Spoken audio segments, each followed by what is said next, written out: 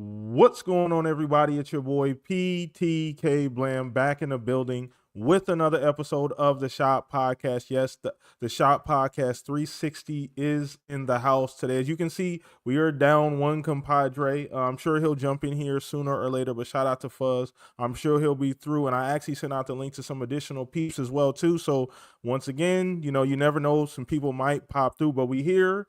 I got one of my best friends, my other right hand man. When we gonna rock this thing out, we gonna 2-man it, pick and roll today. But shout out to everybody who came and watch. I appreciate the love and support. To everybody still transitioning to Sunday, appreciate you guys during this transition. Like I said, the best way to let everybody know and to keep everybody in tune is just retweet the link. Let everybody know the Shop Podcast is on a new day, new time, same awesome show though. So I do appreciate everybody that do come through. You guys are fucking awesome, and hopefully you guys will pack the chat out today. I got a lot to talk about, man. It's been a crazy busy week for me, but I want to get to my compadre here in Pong. How you doing, man? Looks like it's gonna be just me and you for now, but we gonna figure it out, brother.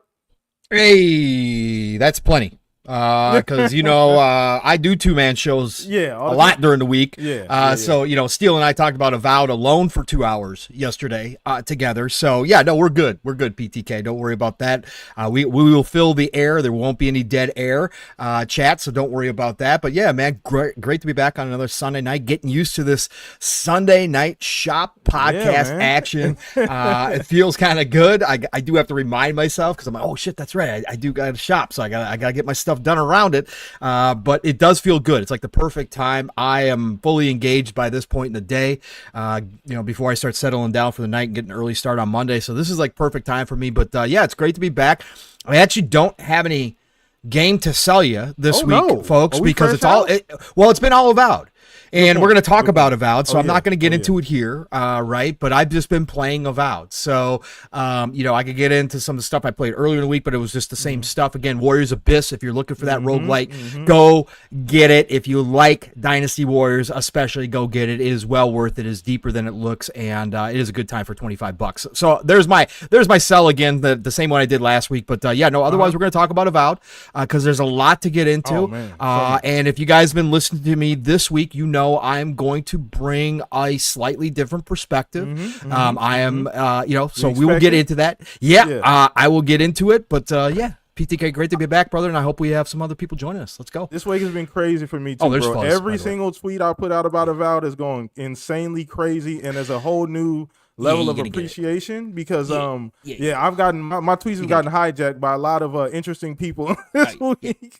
I mean, there's a lot of FUD, there's a lot of nonsense, but there is there is a reason why some people felt the way they do, and I honestly kind of fall in that camp. And like I said, like I told you in the DMs, there's also the other camp that doesn't want to hear any critique about Avowed because it is first-party Xbox, and we can't say anything. Otherwise, you're just complaining to complain. Steele and I ran into that yesterday on our show. So, there is always, again, the pendulum swings both sides, and there is always those people. But, it's going to be a good conversation because it is a very interesting game, and it is one that has a lot of layers to it. So let's go. Let's get Fuzz in here. Yeah, let's get Fuzz. What's up, Fuzz? How you doing, brother? Sorry about being on mute. I'm doing great. Sorry about being late. Up here, actually finishing up some stuff in Avowed, so I do apologize. But just glad to be here with you guys. Avowed is as much fun as actually more fun than what I was expecting out of it. Just enjoying the weapons, the upgrading the gear, and pretty much everything as far as the choices. And I'm starting to make a-hole choices as opposed to always being the good guy. Sometimes you got to intimidate people or give look at them that like dark crazy. side, man. Pong. Give into that dark side. Yeah, it's more fun to be bad. Well, I wish they could show your face when you're like staring at them like evilly or something. Like there's a few of them that's like, I want to see what my expression is that makes them like, all right, I take back what I said. Here's the stuff. I didn't really want it anyway, so. No, but it's so much fun. But I saw a lot of people hijacking your threads, and it's like, if you got nothing else to say other than I didn't enjoy it, it's like you go somewhere else. Like I don't find your threads and pissing other people's threads for that reason. It's like, if it's a game I don't enjoy, I might say, oh, it wasn't for me, and then move on. But games do have its critiques, but a lot of those people are like the trolls that are like, oh, you must have never played a video game. Like, okay, so every video game has cooking. I didn't realize Pac-Man had cooking. Does Pac-Man have cooking? Oh, that's right. It's not an RPG. Is there cooking in was it Cyberpunk 2077? I don't remember cooking in that either. And that's an RPG, but it is what it is. But there are games to enjoy. There are plenty of them out there right now, and it's not enough time to enjoy all of them at the same time. Well, you can't do that anyway unless you got like your VR headset on and one controller in one hand and your phone in the other with a Razer Kishi or something. And then you're just being crazy multitasking gaming or something. But man, we got a lot to talk about. Glad to be here with you guys. Yeah, let's get into these topics. Let's get into it, man. And we jumping off the porch head first. Shout out to everybody in chat. What's up, Blue? What's up, Mass? What's up, Umbra, Razorton? Everybody, man. Razer Ultron. I apologize. I screwed that up, man. Just terrible reading. Either way, I shout out to everybody watching. Like I said, everybody gonna watch on the replay too. Appreciate you guys' love and support, man. But let's get into this. And as you spoke very, very, very early about, we're talking a whole lot about Avowed today, and there's a whole lot of opinions about Avowed. I made a video this week about Avowed. A majority of my posts are about Avowed this week. As you so eloquently stated earlier, Pong, that's all we pretty much been playing and pretty much been talking about this entire week. So it's a phenomenal game. If you haven't been living under a rock, the newest game from Obsidian, newest RPG from Obsidian, and it has set the social media webs on fire. Everybody's talking about it, whether it's good or bad. People are still talking about it either way. I mean, I wanted to get everybody's impression. So first and foremost, people here on the channel, the panel, and then everybody else in the chat, let me know what you guys think about the game as well too. How far are you in the game? All that little cool stuff. What do you think, good or bad? But I want to start with my panel mates here, man, because this has taken on a life of itself, man. I put out a few tweets and they just went crazy, man. I am enjoying the game quite a bit. You guys know, Pong, for us, I'm probably a newbie when it comes to RPG, especially compared to you two gentlemen. I've been playing them far less for a short amount of time compared to you two guys. So I have less, more or less of a background than you guys to compare it to, but I'm enjoying it a lot. So I'm really interested to see you guys' opinions on the game, good or bad, either way. So we're going to start with you, Pong. I know you talked about it earlier. Shout out to Steel. You guys this morning on Living Split Screen, but yesterday morning. Sorry about that. Yesterday morning. See, I'm still getting. I know you're still on Saturdays. You're still on Saturdays. Yeah. I'm still getting used to the time myself. But either way, bro, I've been chomping at the bits to get your opinion on this, bro. So where you at, man? Either way, man. Yeah. I've been trying to gather my thoughts between Thursday and then yesterday. And then I played a lot more yesterday. I put about another 8-9 hours in yesterday on it. So I am over. Now the stats, again, PC and console combined, they're saying I'm at about 30 hours right now. Okay. I paused it. I had it on pause. I had a bunch of stuff going on. So I'm going to say I probably got 25, 26 hours in, maybe somewhere around there. Playtime hours. Okay. Yeah, playtime hours, because I played some more today as well. So, this remains. And like I said, Thursday and then yesterday, obviously these opinions are subject to change. This is initial impressions. Even 30 hours in, you can say, well, that's a whole hell of a lot of time for initial impressions. But yeah, when you're talking about RPGs and the way that I play RPGs, that is going to be the case. And obviously, if I wind up finishing this one, that'll be a rare feat. So I'll talk about it that way when I get to that point. But this is still this remains, after even yesterday and today, one of the most perplexing games I've ever played for myself. This is obviously, you guys know, my most hyped game at the end of last year, and my most hyped game coming into the beginning of this year because of the delay. You guys know my love for Obsidian. I'm not going to compare this to other games like other people are. I think that's, again, that's a pitfall. There's sometimes where it's applicable, and there's sometimes where it makes some sense to do that. But I think we've got enough Obsidian RPGs, both classic CRPG and Western style RPG, to go ahead and just compare them to themselves. When we talk about Obsidian's games, it's kind of like Bethesda. You really don't have to compare Bethesda to anybody else. You compare them to themselves and where they're moving. So I'm going to stick to that here. when I'm talking about them. And a lot of this is going to be subjective. Because again, obviously there's going to be things that people just love that I don't, or vice versa. Right. So here we go. I'm going to try to keep this short because again, I talked about this for nearly 2 hours with Steele yesterday alone on Avowed. Shout out to Steele. Shout out to yeah. Steele. We had a great conversation about this because Steele's got his thoughts on it too. So it is a mixed bag for me. This is a overall impressions. This is a good starter RPG. It is a good basic RPG. I respect that. It has moments. It has a couple things it does great, including the exploration. Okay. But it does nothing overall, in my opinion. Overall, it's not a great RPG. Okay. There's a lot of meat left on the bone here that I think that Obsidian, and again, these are early thoughts when I'm playing through this game. Looking at this game, this is why you want to have a singular vision on a game and you don't want to switch games during development. You don't want to change the game during development, which they did with this game. There's leftovers from the previous vision in this game, and sometimes this game can have feelings of it being like I'm running into incomplete parts of the game or parts that they had been building and then they stopped, or mechanics that they had started to experiment with and then stopped. Like, there's a lot of that to this game that I'm finding as an RPG lover and as somebody who's played a ton of RPGs. And I think that this game is a perfect example of why it's important to have one vision, to not lose your higher ups during the process and then switch gears on a game. Because I think the core DNA here is Obsidian, okay? The core DNA is Obsidian. But this could have been a great game. This could have been, there is the bones here of a fantastic RPG. Had they leaned into the Pillars universe and the hardcoreness of the Pillars universe and the darkness of the Pillars universe, this could have been a great game. That's personal opinion. That's not a fact. I'm not stating that as a fact. I'm stating that as from what I've experienced and from what I know from the bit that I have played of the Pillars CRPGs and just what I saw they could be doing with this game. There's a lot left there. The great parts where they stepped up over other Obsidian games. Exploration.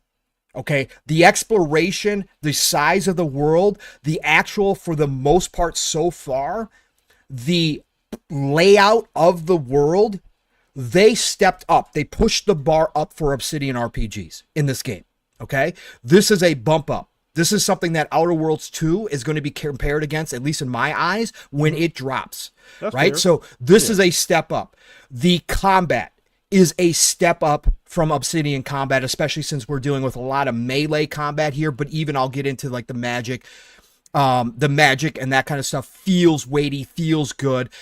That is a step up. The spells, the casting, okay, feels good. There should be more magic here. There should be a lot more magic here. There should be a lot more spells. There should be a lot more combinations, but giving just what I'm given here, with what they've done, this team did a fantastic job with the combat. That is a step up from other Obsidian RPGs. I'm giving you the stuff that they've done over and above, in my opinion, than their other RPGs, right?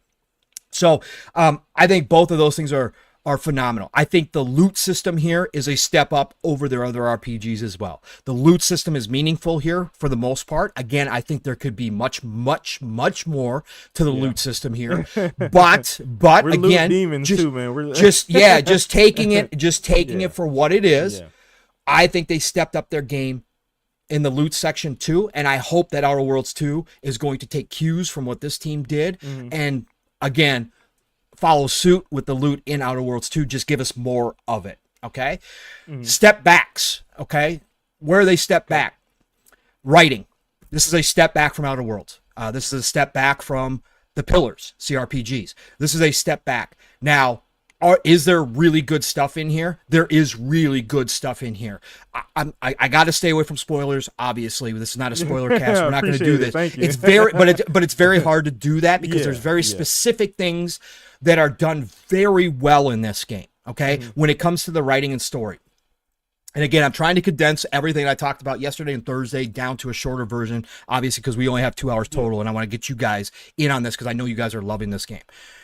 And again, for the most part, I am too. That's why I'm played it so much. I don't play games I hate. Had this been a game that I don't like, I'm not that dude who's going to continue to play a game that I'm just going to come around and complain about. That's not me, okay? For sure. And I'm easily amused, and I all told you all this, so that's why I don't do full reviews and never will, because most of my games would be scored between a 7 and 8, even the bad ones, because I find fun, okay? So that's just who I am.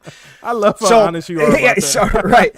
So, but I think story-wise, writing-wise, there's some really good stuff in here. And again, I can't spoil it, but there's got it. I'll just call it The Voice, and people who've played it will know it, but I'm not going to get into any specifics. The Voice is well written. The parts that I've come across are absolutely enticing. They are sometimes thought provoking in some ways. There's a lot of goodness there. Got it. However, the lack of a lot of NPC conversations, and then the normal everyday Joe NPC conversations and some of the side quest writing is awful. There's really some awful stuff in here. Some of this is not just Obsidian. This is a problem that is kind of being talked about industry wide, about a lot of games, okay? And this kind of falls prey. It feels like they rush a ton of the writing. It feels like they concentrate on certain characters or certain parts of a game, and then the other stuff is handed off to junior writers or people who have never written storylines before, and you can tell, right? And again, it's always going to be hit or miss. I'm just talking about from an Obsidian. Again, I'm comparing to Obsidian here, okay? I think that there is a step down. Another step back, companions. Okay, companions and character direction in general. This is a step back for them compared to other Obsidian games.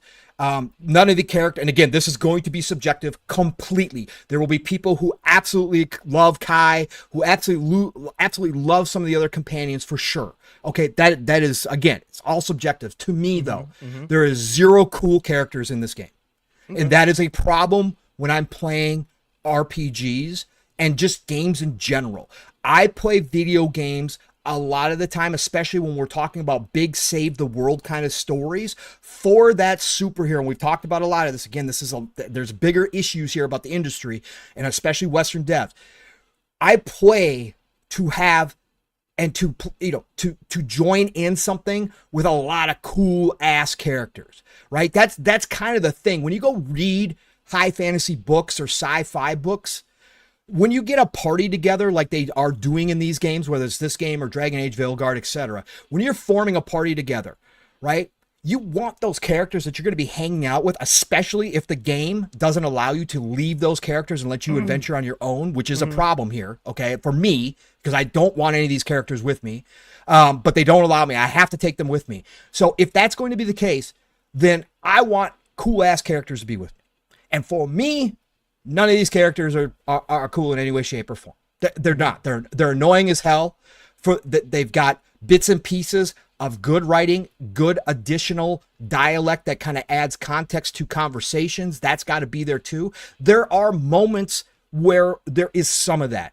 But overall, the vast majority of the time, there's none of it.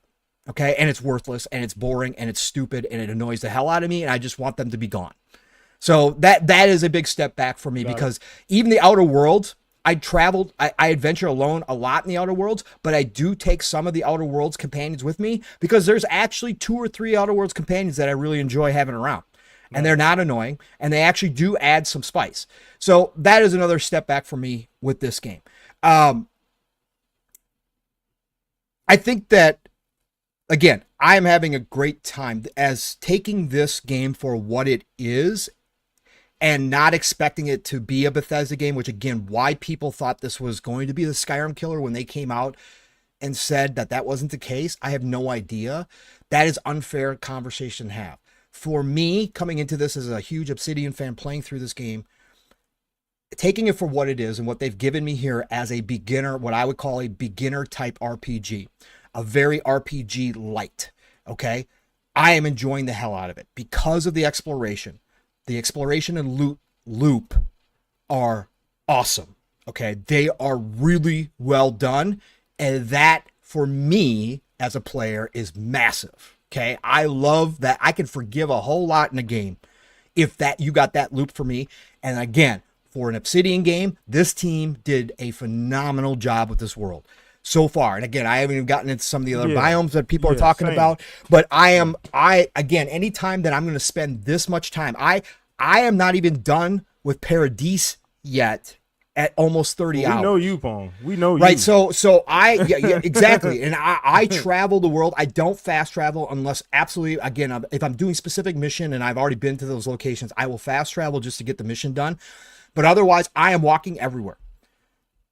And everywhere I go, I find something. And that, to me, is important in this type of game. It feels great. I also made the example that even something small, detail-wise, as one of the loot pieces that I found very early on, had a story attached to that loot piece specifically if you were reading the little notes that were left around. Now, that's not happening with all the loot pieces by any stretch of imagination. But that attention to detail, because as I explained on Saturday with Steel, I had to give a round of applause because 95, 98% of RPGs, even with great loot systems, don't attach stories to unique or named items. Which, if you've read any high fantasy novels from back in the day, or you played any D&D, AD&D tabletop from back in the day, the best times were when you were chasing down a named loot piece because there was a history, a mythology behind that piece of loot, whether it was a sword or a piece of armor.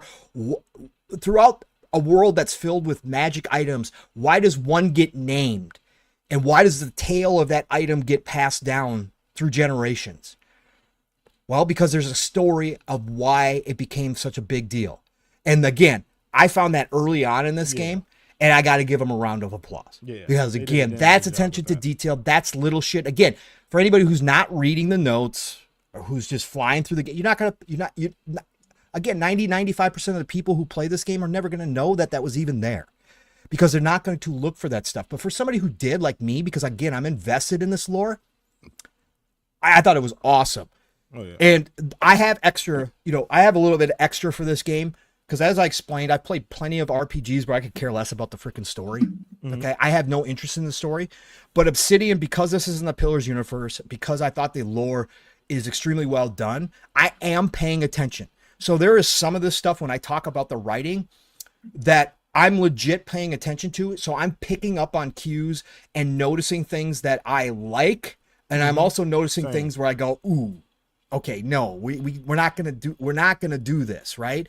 And I think that comes down to why I have a little bit of a perplexing issue with this game and why it's not so high is because I am paying attention to things and I'm noticing where it lacks a little bit more than I normally would on another game that I really didn't care about that aspect of it. So like I said, a lot of this could be subjective. It's just noticing things. Another thing with the companions is I like a dynamic range of companions that are going to be with me. Some of them are going to be bad. Some of them are going to be good. There's a lot of gray to human beings. I hate when a game takes a character and says, oh, this character is this type of character when you first meet them. But then when you're traveling with them, they continuously say positive things or act like they're the innocent member of your group when you know for a fact they're a stone cold killer who's murdered people in cold blood. Like that little shit bothers me. I'm like, no, that's not who he is. And again, if you've read novels, if you've gone down that road, even if you watch some movies, well done fantasy movies, the companions and your relationships with the groups within these high fantasy or sci-fi worlds, when you're saving the universe, they're not always rainbows and unicorns. They're just like any other human being relationships. You got infighting, you got people that don't like each other. Mass Effect did that beautifully. That's why Mass Effect is beloved. And again, I'm not comparing it to Mass Effect. I'm using it as a companions.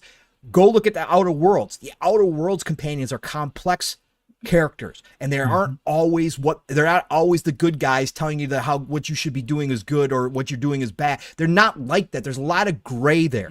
And I think that that's important to remember because I think that adds depth to what we're doing here. So combat, again, fantastic. Having a blast with it. I'm playing full wizard, as I've explained multiple times. My combat experience is going to be different from the vast majority of people who are going to play this game. They made this game adaptable to the player. they made this game simple, a simpler version of an RPG to open it up to more people. Again, they're chasing the bigger audience. I don't agree with that, but again, I'm not going to hold it against them. But for me, even the combat, because I am holding myself to strictly a wizard. I refuse. I did it in the beginning just to see how it would work out. But in my mind, my class is my class. And even if you give me the option to carry around a gun and a shield, or whatever the case may be, or a sword and a gun, right? Or double axes, if I am role-playing as a wizard, I'm not switching to those weapons. I'm not using those weapons because I'm role-playing a certain class. And again, a lot of RPGs lock you down, and I love that.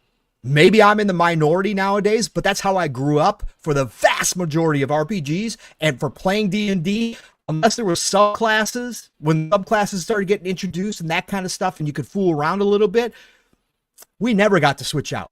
You were what you were, man. If you locked into wizard, you locked into wizard. You don't have the time to be training to be good in a sword, okay?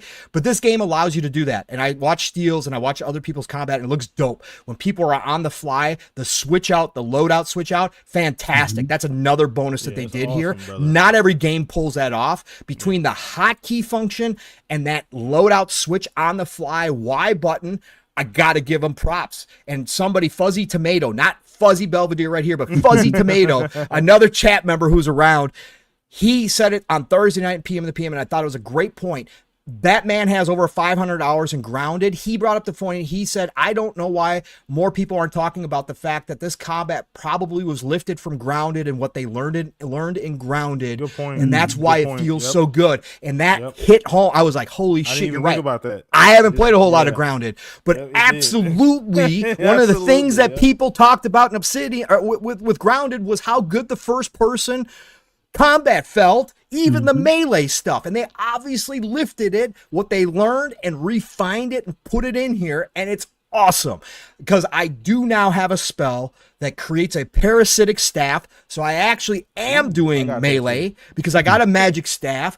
And now that I'm playing with melee, my God, it's got some weight to it. My God, it feels pretty good bashing people in the head, right? And it looks good when I'm casting spells, right? And that's what I care about. Like I said, I wish there was a whole lot more here, but there's not. But what they do have looks and feels great. When I cast a freaking fireball, it feels like a freaking fireball is going out and burning people. It feels like you could almost feel the heat coming off that sucker, right? When you're casting an ice storm and those ice pellets are hitting them, it feels like you could feel that cold and what that piercing would be like if it was actually hitting those guys. That's not always done well in RPGs. A lot of it is just underwhelming in RPGs, even some of your bigger spells. And I'm not even talking about the big spells yet. Right? I'm only partway up the tree. We ain't at the high level shit yet. I can't wait to get the meteor storm and see what the hell that thing looks like, right? That black hole and stuff that they have. Yeah, I can't wait. But I'm having a great time as far as the combat goes. Again, that's a massive step up. So as you guys can see, and again, I could go on and on here because I have been taking a lot of mental notes as I'm playing because again, this game is standing out to me. I'm trying to give you guys the balance and why I say it's perplexing and why I have this kind of half and half, right? Again, this is a good starter RPG. I see the greatness in its bones, and my God, had they not switched out people, had they not switched out visions, even had they kept this as a multiplayer RPG, had they kept it with the darkness and the more realistic grittiness, I don't mind the bright graphics. A lot of people are starting to get sick of them because there is a lot of games that are doing this.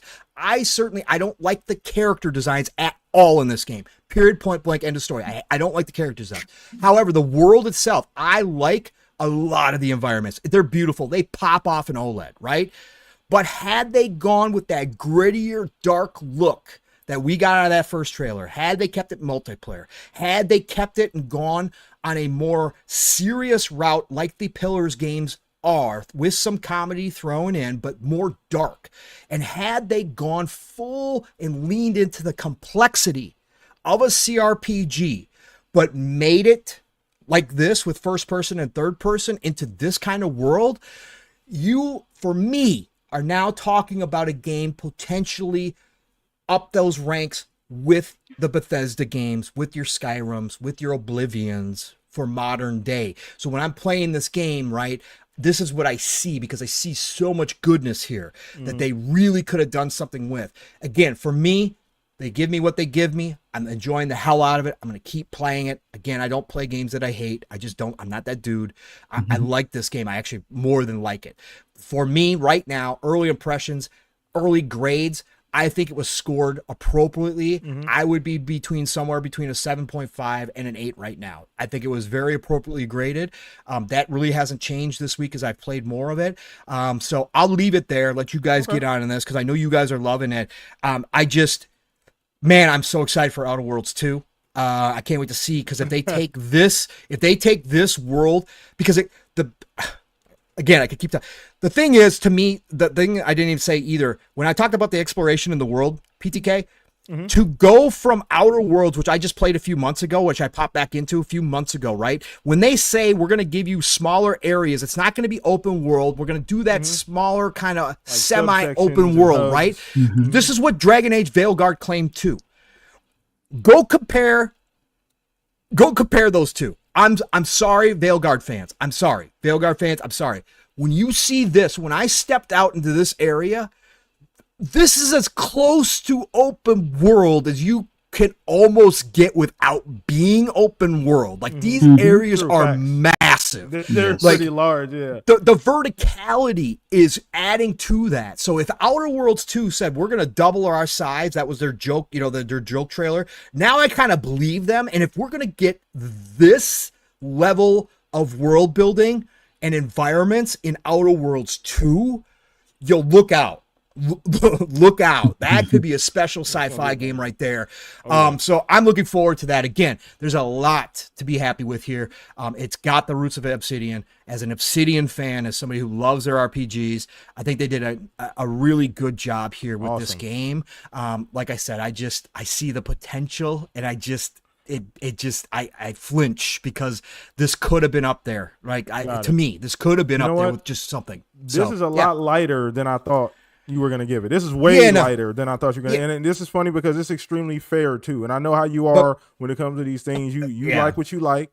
You know what I mean? Yeah. And I'm a fan. And so I'm semi-biased here too, right? Yeah. So I just want to point out the fact that I just think that a lot of people are being wild and crazy, as we always get now, weird, and people are just going to hate just to hate. It doesn't matter. Like, there is that whole group. I think there is another group of players, and I don't know how big realistically. We wouldn't know unless we could see everybody's games played profile to see what kind of games they play. I do think there is a group of gamers these days that are snobbish gamers that will only play certain games if they are to a certain standard based upon reviews. And I do think that is a reality, whether that's good or not. We can all judge. I think there is a group of those people that really do take that stance, and they do just look down at all of this stuff.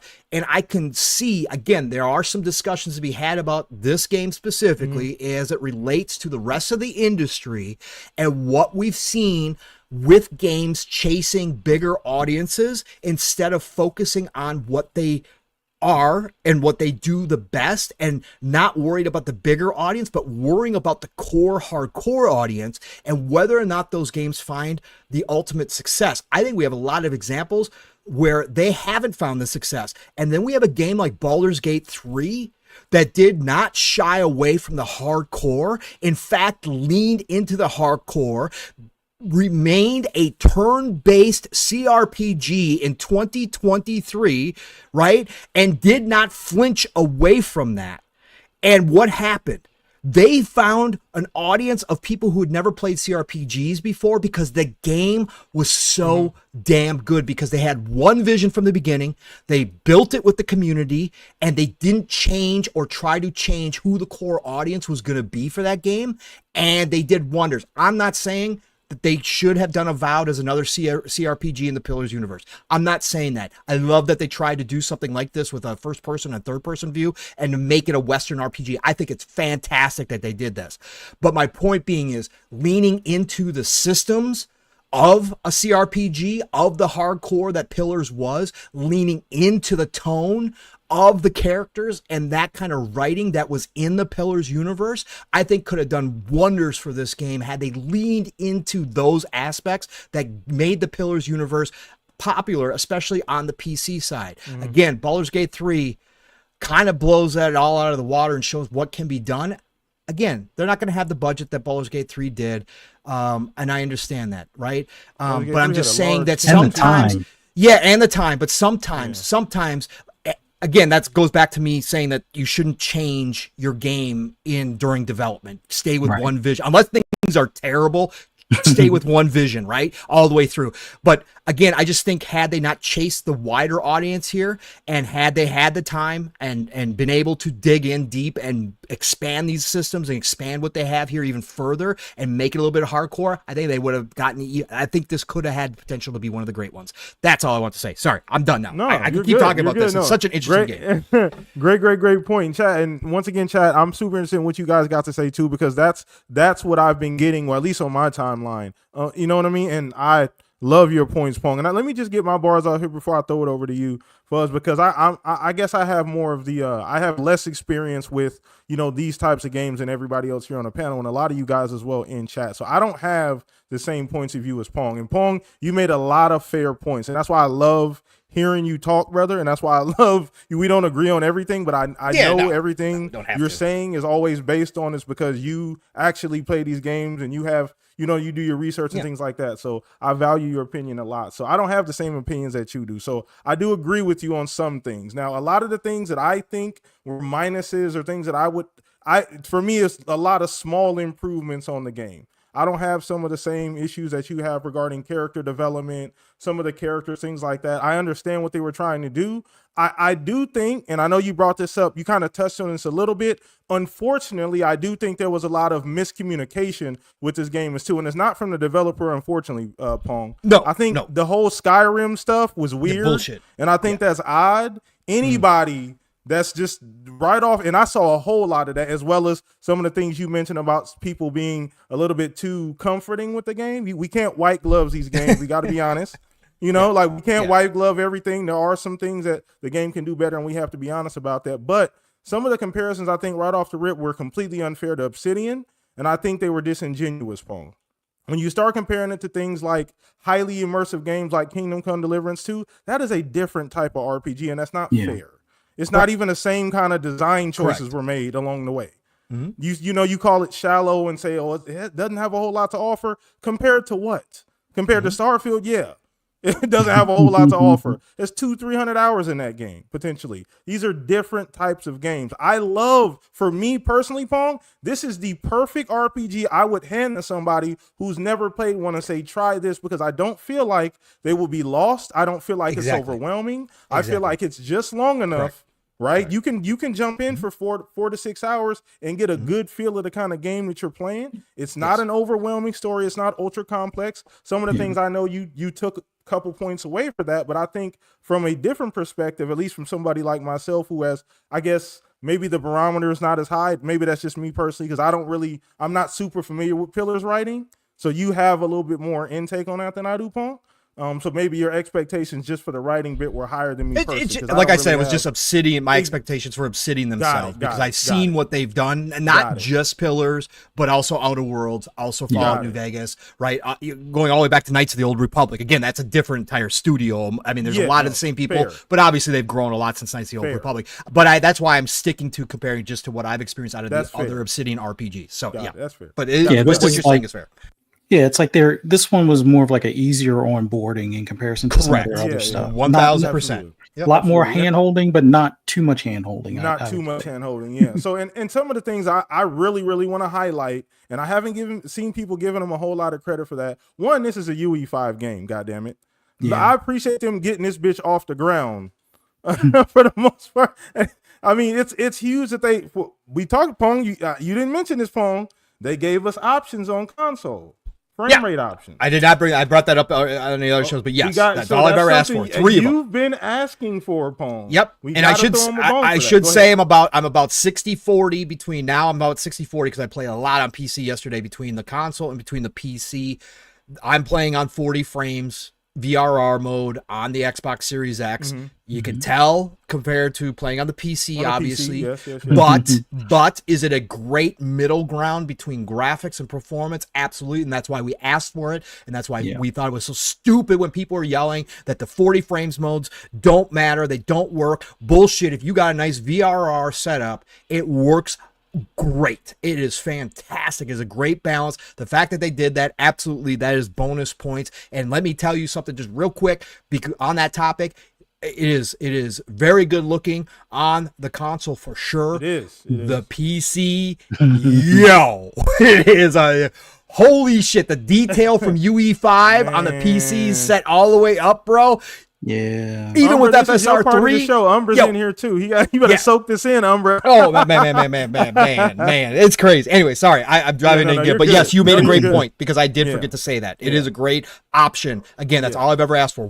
I've only asked for 2 options. They gave me 3 on Series X. We good. Let's go. That's all you ask. So from a performance standpoint, they really put in the work. They did that as well too. And you're right. It's a pretty game. One of the most beautiful games I've looked. I've had so many screenshots and things I've posted. So in the moment-to-moment action's good. Like I said before, the pacing is great for a person like me. The combat, this game, listen, I think this is the thing that caught me the most off guard, Pong and Fuzz, is that I did not think this game would be as snappy and as mobile, or you would be as agile as you actually are moving around the environment. One, being able to parkour, jump off stuff, climb stuff. You're a lot more mobile in this game than I initially thought. If you remember the first trailers we looked, the gameplay looked a little bit weighty. It kind of had a Starfield-like transformation. Remember when we got that last Starfield trailer at the Direct or whatever, that once we got to the Starfield Direct, we're like, wait a minute, this shit's damn near Doom as far as the gunplay and stuff. Like, this didn't look like this in the beginning. This is exactly what I saw from Avowed. When I got in the game, I'm like, wait a minute, I'm flying and like dashing in and out and, slashing and dipping and diving. I'm like, wait a minute, this is a lot more snappy. This is very much Doom-like, being able to dash in and out and do combat. And then, like you said, being able to mix and match. Now, I know you took points away from that. No, you didn't take points, but I know you play a particular way. I just play a particular way. You stick to a particular cut, which is fine. Yep. I do love the fact that they do allow you to kind of do what you want. They don't you do have classes, so to speak, quote unquote, but they're more based on the type of weapon that you have, right? Those are perks based on the type of weapon that you have in your arsenal. You're not locked to those things. I love the way they allow you to switch on the fly. You can mix and match gun, sword, you can get 2-handed weapon, 2 guns, 2 swords, 1 spear. Like, I love the fact that you can mix and match that. And like you said, everything feels punchy. It feels weighty. The combat and movement in general was way above what I initially thought this game was going to be, Pong. It blew me away, brother. Being able to navigate the environments. And that leads me to probably the best thing about this game. And I think you highlighted it, Pong. They nailed the exploration. I've never wanted to just go around and do shit. Like, there's games that I do that in, but I've never like purposely gone and done shit. And another thing too, Pong, most of the stuff you look at, you can pretty much go to everything you see on the map. Yeah. That's super underrated. There's some parts obviously way out in the water, some, mountains far out in the distance. You can't get to them, but by and large, you can damn near reach anything you can see. And like you said, they did a phenomenal job of making it's not an open world, it's a hub world. But it feels a lot larger than it actually is once you get in the environment. Pong, how many hours did you play in that first part of the map before you got to the I can't remember the name of the steps or whatever. Yeah. Oh, no. Oh no. I haven't gotten there. And how many hours you got in the game right now? Like almost 30. Exactly. That's my point exactly.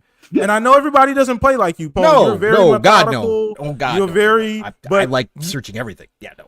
You could also blow through this. You could also blow through it in about probably 6 to 8 hours too, if you really wanted to. So the fact that they're giving you those options and I don't like, if I blew through it, I probably wouldn't feel too bad about missing anything, but I want to explore in this game. And this is one of the very few games that's made me want to just go find shit, look at shit, run around, collect things. There's so many quality of life things too, but I want to make sure I get you in on this, Fuzz, as well too, because I'm super curious what you got to say about Avowed, man. But I'm loving the game. I know Pong's has some criticism. I have a couple small ones.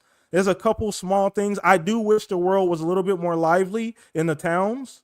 I do wish the NPCs were doing a bit more, even if they were walking around a little more and like engaging with each other. I do wish there was more stuff going on. I do think, Pong, you mentioned this one thing. I do think that they don't have a lot of weapons. There's not a lot of variety when it comes to weapons. There's maybe about 15 total types of weapons. Now you can mix and match, which makes it feel like there's more because you can do a bunch of different things. Yeah. I do wish that they had a few additional weapons. But I do understand that you get more powerful, you unlock some other cool things as well. I'm only about 12, 13 hours in, so I haven't gotten in any of that. So it still brought this up. Why no helmets? Why no helmets? Yeah. I didn't. You're a godlike. You couldn't fit that over the mushrooms. It's so weird. It's so strange. No, that's a good point. I didn't notice that either, but I'm glad you brought that up. Give us circlets then, right? Or crowns, right? Something that you put around, right? Give us something like that, right? Like with magic or something. It's weird though. No helmets. Anyway, sorry. Kind of like the cooking pot that I just discovered last night after 12 hours. Didn't realize that was there either. So yeah. But either way, man, I'm enjoying the game, Fuzz. Just where are you at on this, brother? I'm enjoying it as well. The only critique right now for me is third person with the interaction. It's just an angling thing, although it doesn't bother me as much as it did at launch, only because I think I have adjusted how I approach things. So it's something that you can kind of compensate for after like an hour or two. It's like, oh, you just got to look at things at a certain angle when you go to approach them to pick them up kind of deal. But outside of that, like, I think the big thing is there's so much variety in not just, well, I know you said there's only like 15 weapons, but once you start upgrading some, it gets crazy though, or imbuing them with certain, it looks like you can only imbue, I guess, the legendary ones or something. I believe. Yeah. I believe, so are the only ones.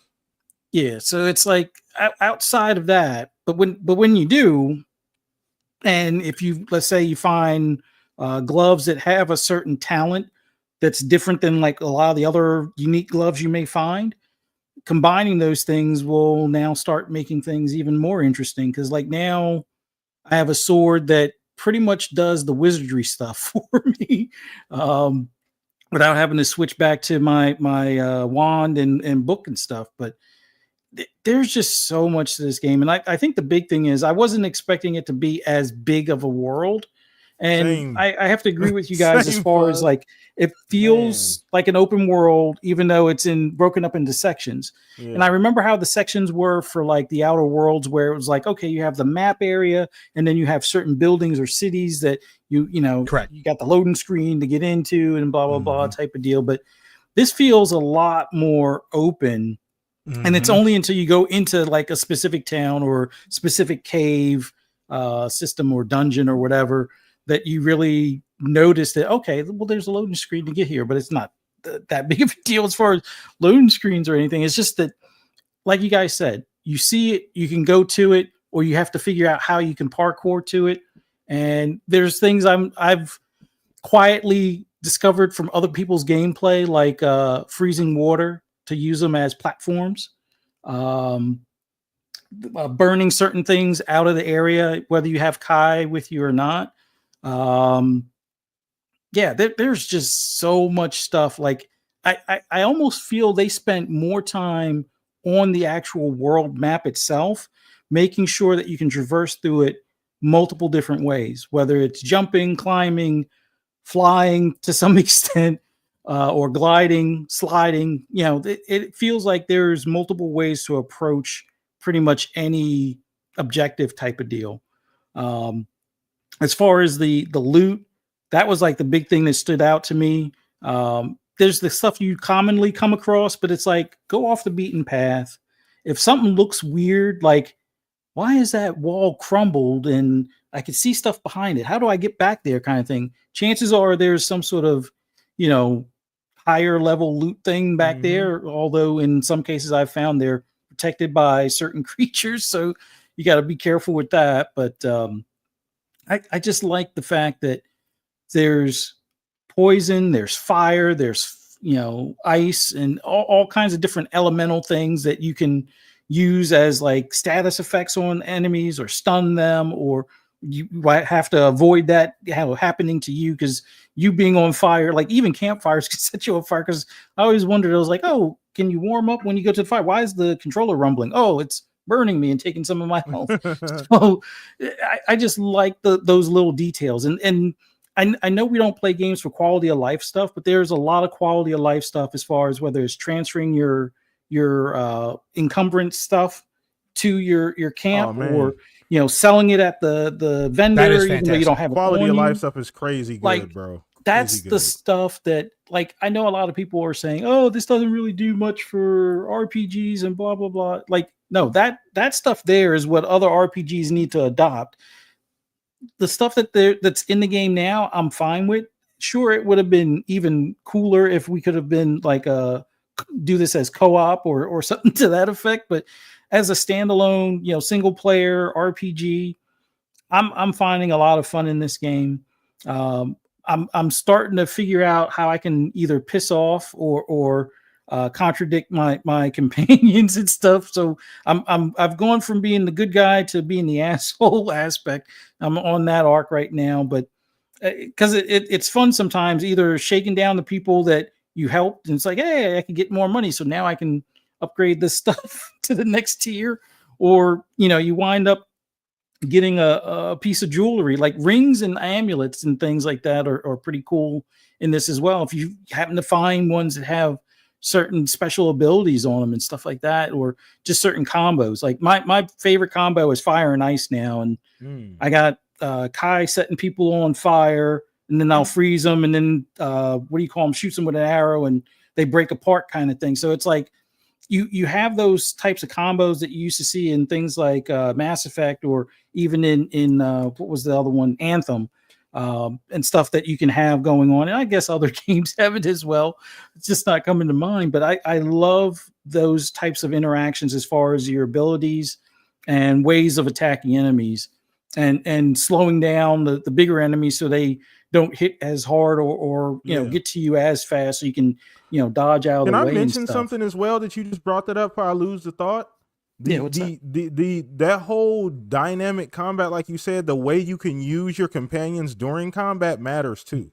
There's a little bit of a skill thing there too. I mean, it's not much. I know we talked about this being kind of an entry level, and I hate that because it makes it feel like there's training wheels on this game, and it really isn't. But it's kind of true, because that's what they do that for, like, again, for a wider audience, to make it easier. Like you guys said, this would be a game that you would tell somebody that's never played an RPG to jump into, and I absolutely wholeheartedly agree to you. I don't want that to be taken into like a negative connotation.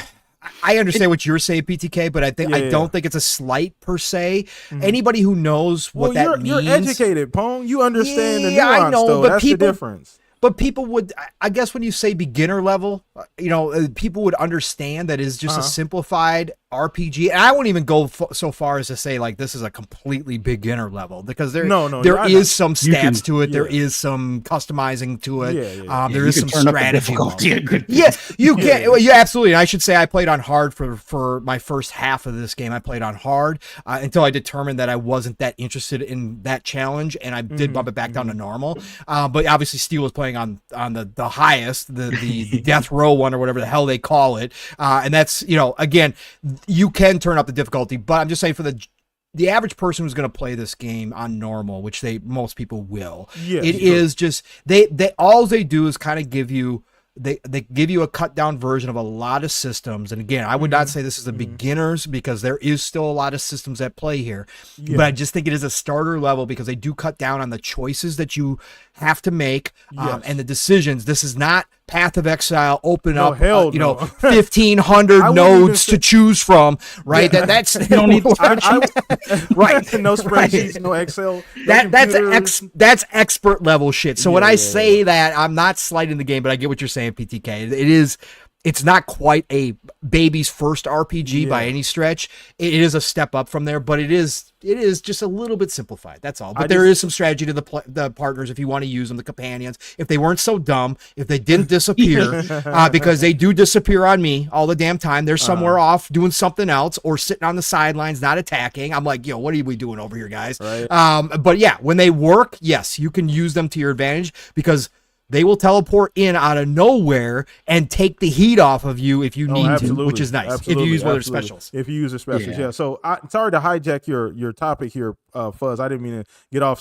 Sorry, I just wanted to make sure I didn't lose that thought. But no, that was one of the things that I thought of too when you made that point, is that's one of the things they did extremely well. I think for me, just refined, I would say, is the best word I would pick to choose this game. Like, I know what you said, Pong, about there could be so much more. You see so much more potential, and I do agree with you. There's a lot of meat on the bone, so to speak. But I think what they have is extremely refined. They did a very damn good job with what they have. I know some of the directions, some people would prefer a bit more hardcore, a bit more, like you said, complexity, a bit more in depth, more layers. But I think what they have is extremely refined, though. I think they did it so well that I think it just doesn't. That's just for me personally. Like, I just don't feel like I need much more in this particular instance. Now, down the line, what they do for the next one, if we get a next one, or whatever version this ends up being, like, we'll see what that version or that looks like. But go ahead, Fuzz. I don't mean to sidetrack you, brother. Well, no, the refinement, I think, comes with that delay that they had. Like, I know a lot of people were upset with the delay and stuff like that, but I think, and it's one of the things I said from the beginning when they delayed it, I'm like, I nearly guarantee you it's going to be 60 frames on the Series X when it releases.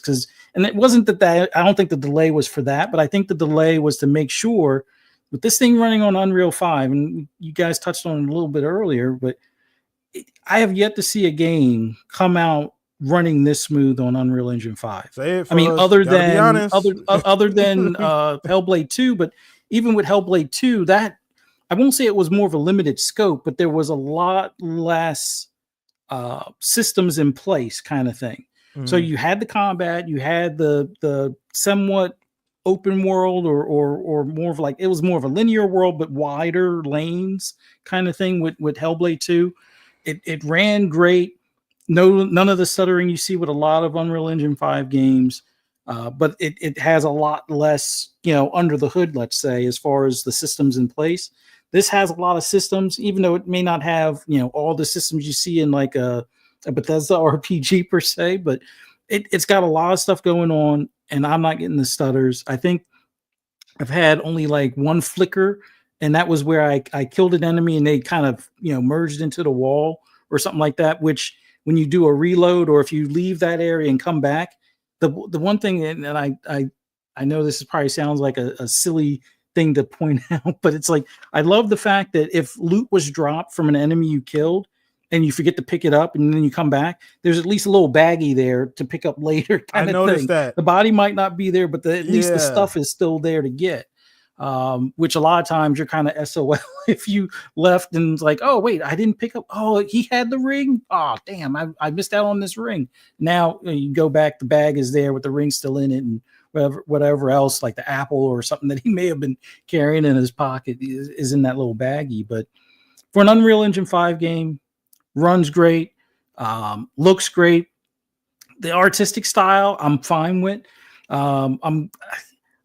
It would have been nicer if they went, maybe more photorealistic, but I think the light rays and the coloring gives you a nice atmosphere. And this is still like the first two areas. So I can only imagine what it's going to look in other regions as far as different biomes and such, considering the sections that I've been in so far compared to the rest of the map seems like it's a tiny speck kind of deal in comparison. So I'm curious to see what the other regions look like. But what I'm seeing now, as far as the variety of like overgrowth on like the buildings and, the different like artifacts around the castle and the city and stuff like that, I'm liking what I see so far, loving the reflections and the ray tracing and the shadows and all that stuff. Looks so good, bro.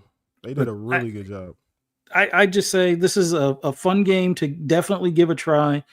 If you have Game Pass, I say this is 100% worth trying at least to see if it's for you. If you don't have Game Pass, I mean, to me, this is worth at least signing up for Game Pass to try, if not buy it outright. I'm not going to tell you to spend, 60 or 70 on a game if there's a $10 or $20 option to at least try it out for yourself kind of thing. But yeah, I'm happy with this game. I can't wait to see what the other regions look like. I can't wait to see when I get better at putting these imbuements on some of these legendary or unique items and things, and what that entails.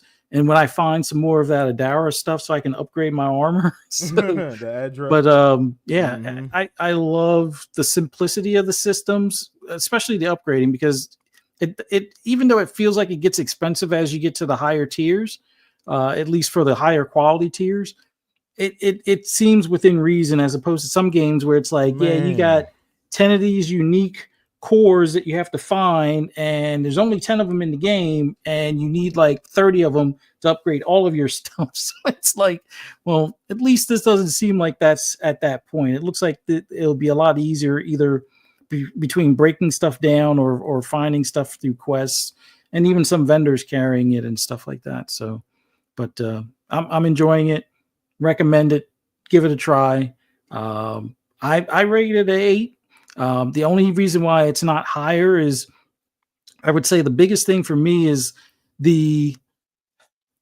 let's say the variety of NPCs and things. Although there's a lot of different NPCs, maybe it's the life of the town kind of thing. Maybe if there was more busybodiness going on in the cities, then it would give a higher rating. But I don't want to hold that as the only thing. Like, there's just, just some small things when you look at other games in this current, age and stuff like that. But fun factor, this is high up there. The need to, or the feel to want to go back to playing it is definitely high up there as well. I think about the only difficult thing is finding out sometimes your armor or your weapons.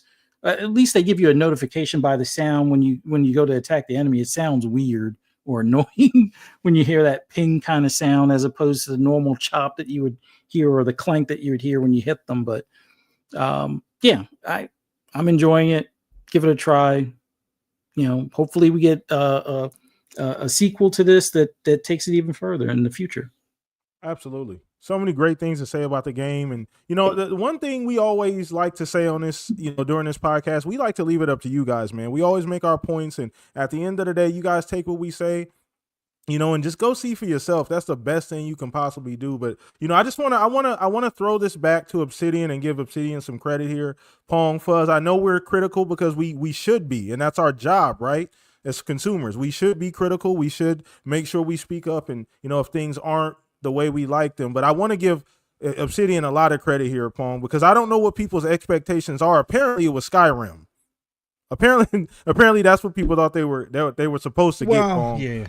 But it started with the original trailer. Yeah. You're right. Either way, I want to give them a lot of credit, man, because I like I said, I know a lot of people came in 50-50 on this game, not sure. They crafted a very well put together game. You can talk about the artistic direction. You can talk about it having to be rebooted once or twice, depending on your sources throughout the process. But they did put together a great end product at the end of the day. All of those things we talked about, including some of the things that they missed. Obviously, the good thing is that the way we talked about this, those things can be improved on. Those things can be added. They can be improved in the next iteration, next version, DLC, whatever the case. And that's another thing, too. I want to talk about that, too. What's the roadmap for this game realistically? Like, what are you guys thinking? Is this Xbox looking at this saying, we have something here? Or are they looking at this saying, well, maybe we'll do some DLC and see how that goes? Ooh. Depends on the legs, I think. It depends on what they see growth-wise with this thing, because obviously it's all hands on deck for Outer Worlds 2 right now, and get that out the door, which we're going to get, which is crazy. We're going to get another Obsidian RPG this year. It's nuts. It's absolutely insane. We're going to have a high fantasy and a sci-fi. So I think after that, I think they're going to see... it's always tough to say in this environment, in this day and age. We see what's going on, right? People off after and you saw, Kerry Patel's come out and said that, the game's done well, and that everybody's happy with it, and they're happy with the sales, and they're happy with the reviews, and they're happy with how the players are saying. Those are some of the exact same things that the Dragon Age Veilguard people said right before they laid off, the whole writing team and moved everybody else away. And everybody is now feeling that we're never going to get another Dragon Age again. Right. So again, two different companies, two different situations. However, I'm just saying in this industry these days, right, just because things appear to be rosy doesn't mean they always are. Now, my hope is, and I said this, when did we talk? I don't know when we talked about this, but anyways, my hope is, right, that they're just going to move on to a sequel, because I don't think they prepared any DLC unless they have some cutting room floor stuff that they could, that happens, right? There's a lot cut from the final game, and sometimes studios will take that cut content and turn it into DLC. So maybe there is a whole nother section or a smaller section, a smaller biome that they cut out that they could go back to and use as DLC. If that's possible, great, that's fine. My hope is, and what I would love to see, and this is kind of the 360 generation before we got into the whole DLC era completely. My hope would be they would just take this team after Outer Worlds 2 is out, because again, this wasn't the A team, folks. And again, people need to remember that. I think you made, your applause for them, PTK, should not be lost in everything. And I agree wholeheartedly. Again, as the things that I bounced out with my applause for them, I also criticized them, but this is not their A team. Fair. This is their B team. This is a new team. Carrie Patel, this is the first time she's ever directed a video game.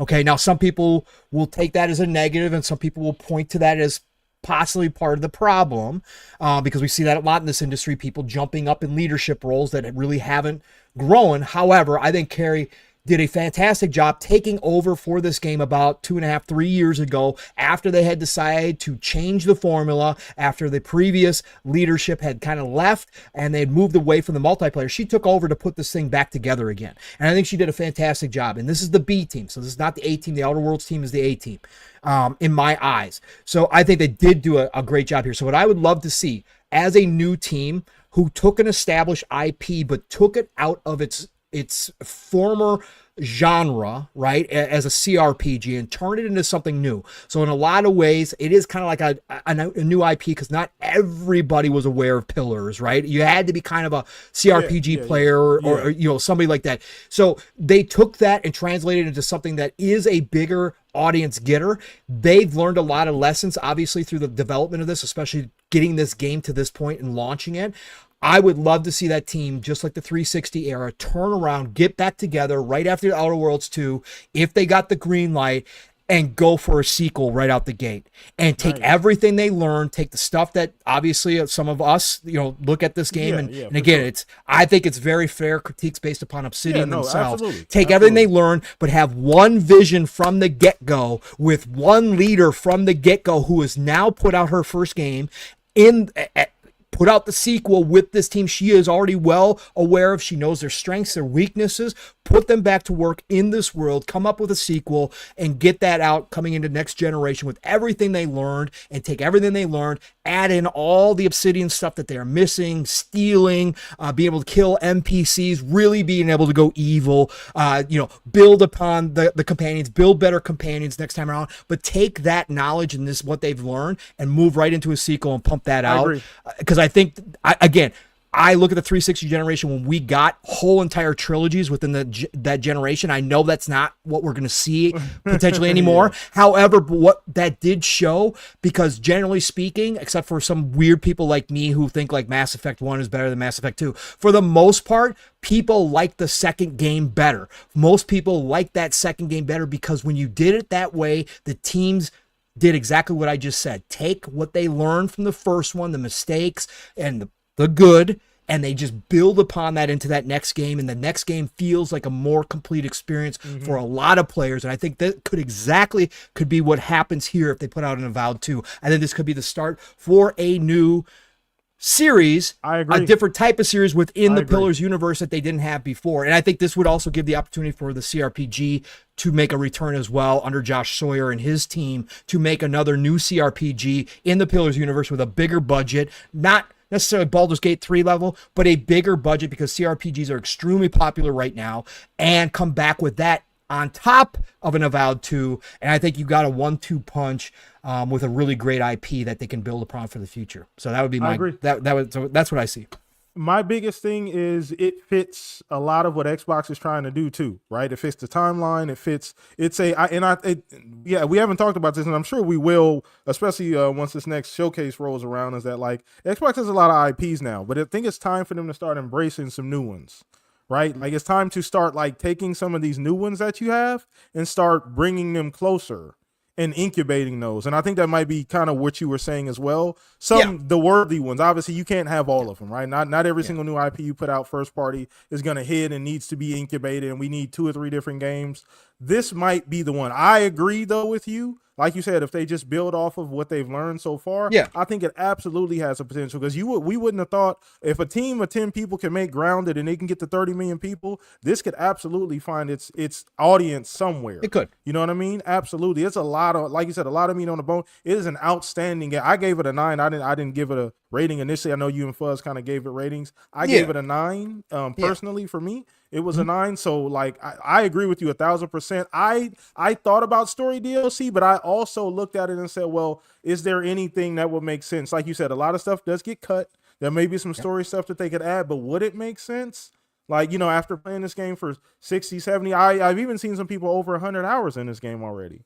You know what I mean? So how much DLC would you need, you know what I mean, like for a game? Well, I mean, again, it's just like Bethesda, what they do with, I mean, their games are hundreds of hours long, but they still put in new lands to go check out. Yeah, exactly. And you look you look at Oblivion and you look up Skyrim, and they did a nice job with the DLC. So I think they could certainly do it. And real quick, shout out to Nate Dogg in the chat. I said this last week. I think this topic was brought up too about the future.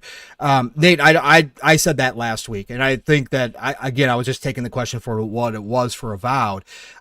I disagree with you a little bit about it not being popular. I think companies have to get away from that. Now, whether or not they do, that's kind of why I said, you know, who knows in this day and age with the industry how this will all go down. But I think there is enough positive conversation around Avowed to do a sequel, because I think companies need to go back to the old days and start building off of IP instead of just trashing them right away when they don't necessarily hit big numbers. And I think Microsoft and Xbox are positioned to do that better than any other company. Now, whether or not they do that, Nate, we both know that's a whole different, that's a whole different story. But anyways, I did want to bring up Nate's point, because again, I said this last week when this question was approached, is that Obsidian could be working on a new Fallout. And with that being the case, if they are working on an in-between Fallout for Bethesda because of the popularity of the TV show, they are going to want to get that out in the next 2 to 3 years. This is going to be a fast project, right? Because they're going to want to capitalize on what is happening with the Fallout series. Maybe they give them 4 years. But if that's the case, then like Nate said in the chat, and I agreed with him, I said this last week, then it's going to be all hands on deck for that project, because they just brought back the writer from New Vegas. I know he said it's not New Vegas 2. Well, of course it's not New Vegas 2, because they're not going back to Vegas this time. It will be Fallout Chicago or Fallout New York or whatever, Fallout Miami. It's going to be somewhere else. So of course it's not New Vegas 2. But if they are going to do that, if that is the project for Obsidian, it will be all hands on deck, because it is going to be a massive project and a massive opportunity to capitalize on Fallout's popularity and to bring something that we're talking about 20 million plus Fallout fans, plus some new fans that buy the games regularly. That is going to be a real proposition, huge swing for Obsidian this time around, even bigger than New Vegas when they originally did New Vegas. So I think they will put all the teams there, and they will put all their eggs in that, most of their eggs in that basket. That would put Avowed 2 or stuff like that on the back burner for the time being, which I think is fair. Yeah. You have to think another thing too, this has to live alongside whatever Elder Scrolls ends up being as well. So whenever that comes out, that's going to absolutely overshadow whatever Obsidian has going on during that period of time. And if it's on the same similar timeline, it might not be the best thing to have those games out. You know what I mean? Like side by side, essentially. Yeah, so, no, absolutely not. You would definitely want to space those out. You want to space those out too, because I expect we're all assuming. Well, I guess we can't. We don't know when the hell Elder Scrolls is coming out. Let me not assume. Well, I mean, there was smoke that it's sooner than later, because they already started their whole. Have a chance at creating an NPC with their charity. Which again, if you line that up with when they did that, because they did that for Starfield, it was about 2.5 years prior to Starfield coming out. I think is when they did that. It might have only been a year and a half. So yeah, some people are now guessing that that Elder Scrolls 6 will be showing off next year and could be closer than we think it is. Now we shall see. I still think 2027 at the earliest, but I'm thinking 2028. Okay. But we could see. We can see. Okay. All right. Fuzz. I got to get you in on this, brother. This is a very interesting conversation because there is and Pong, you mentioned it as well too earlier. There's a world where this game can exist. I think this franchise has enough juice. I think that they can do a little bit more with it, and I think that it's necessary, right? Like Xbox doesn't have they might have a list that we're unaware of, but like they're not like at some point you have to hold on to some of these IPs, these new IPs especially that you're dropping out. And like you said, I understand at the end of the day, the numbers matter, right? You got to understand if the game is popular, people are asking for it, that's going to get execs to, want to look at the game and say, what, maybe we hold on to this for later. But I think there's enough here, man. There's enough meat on the bone for us. I think, at least personally. Fuzz muted. There, Fuzz? Oh, you might be muted. Oh yeah, he is muted. Yep. Sorry about that. No, you're good. No, but the whole Pillars of Eternity, or not franchise, but like the lore and everything with that, they can do so much in either doing more spinoffs or a continuation or sequel to this. I think that there is a spot for this to fit in. But like you guys had made mention just recently with the Fallout, I think that after or maybe at the same time as them finishing up, the Outer Worlds 2, there's something Fallout related happening.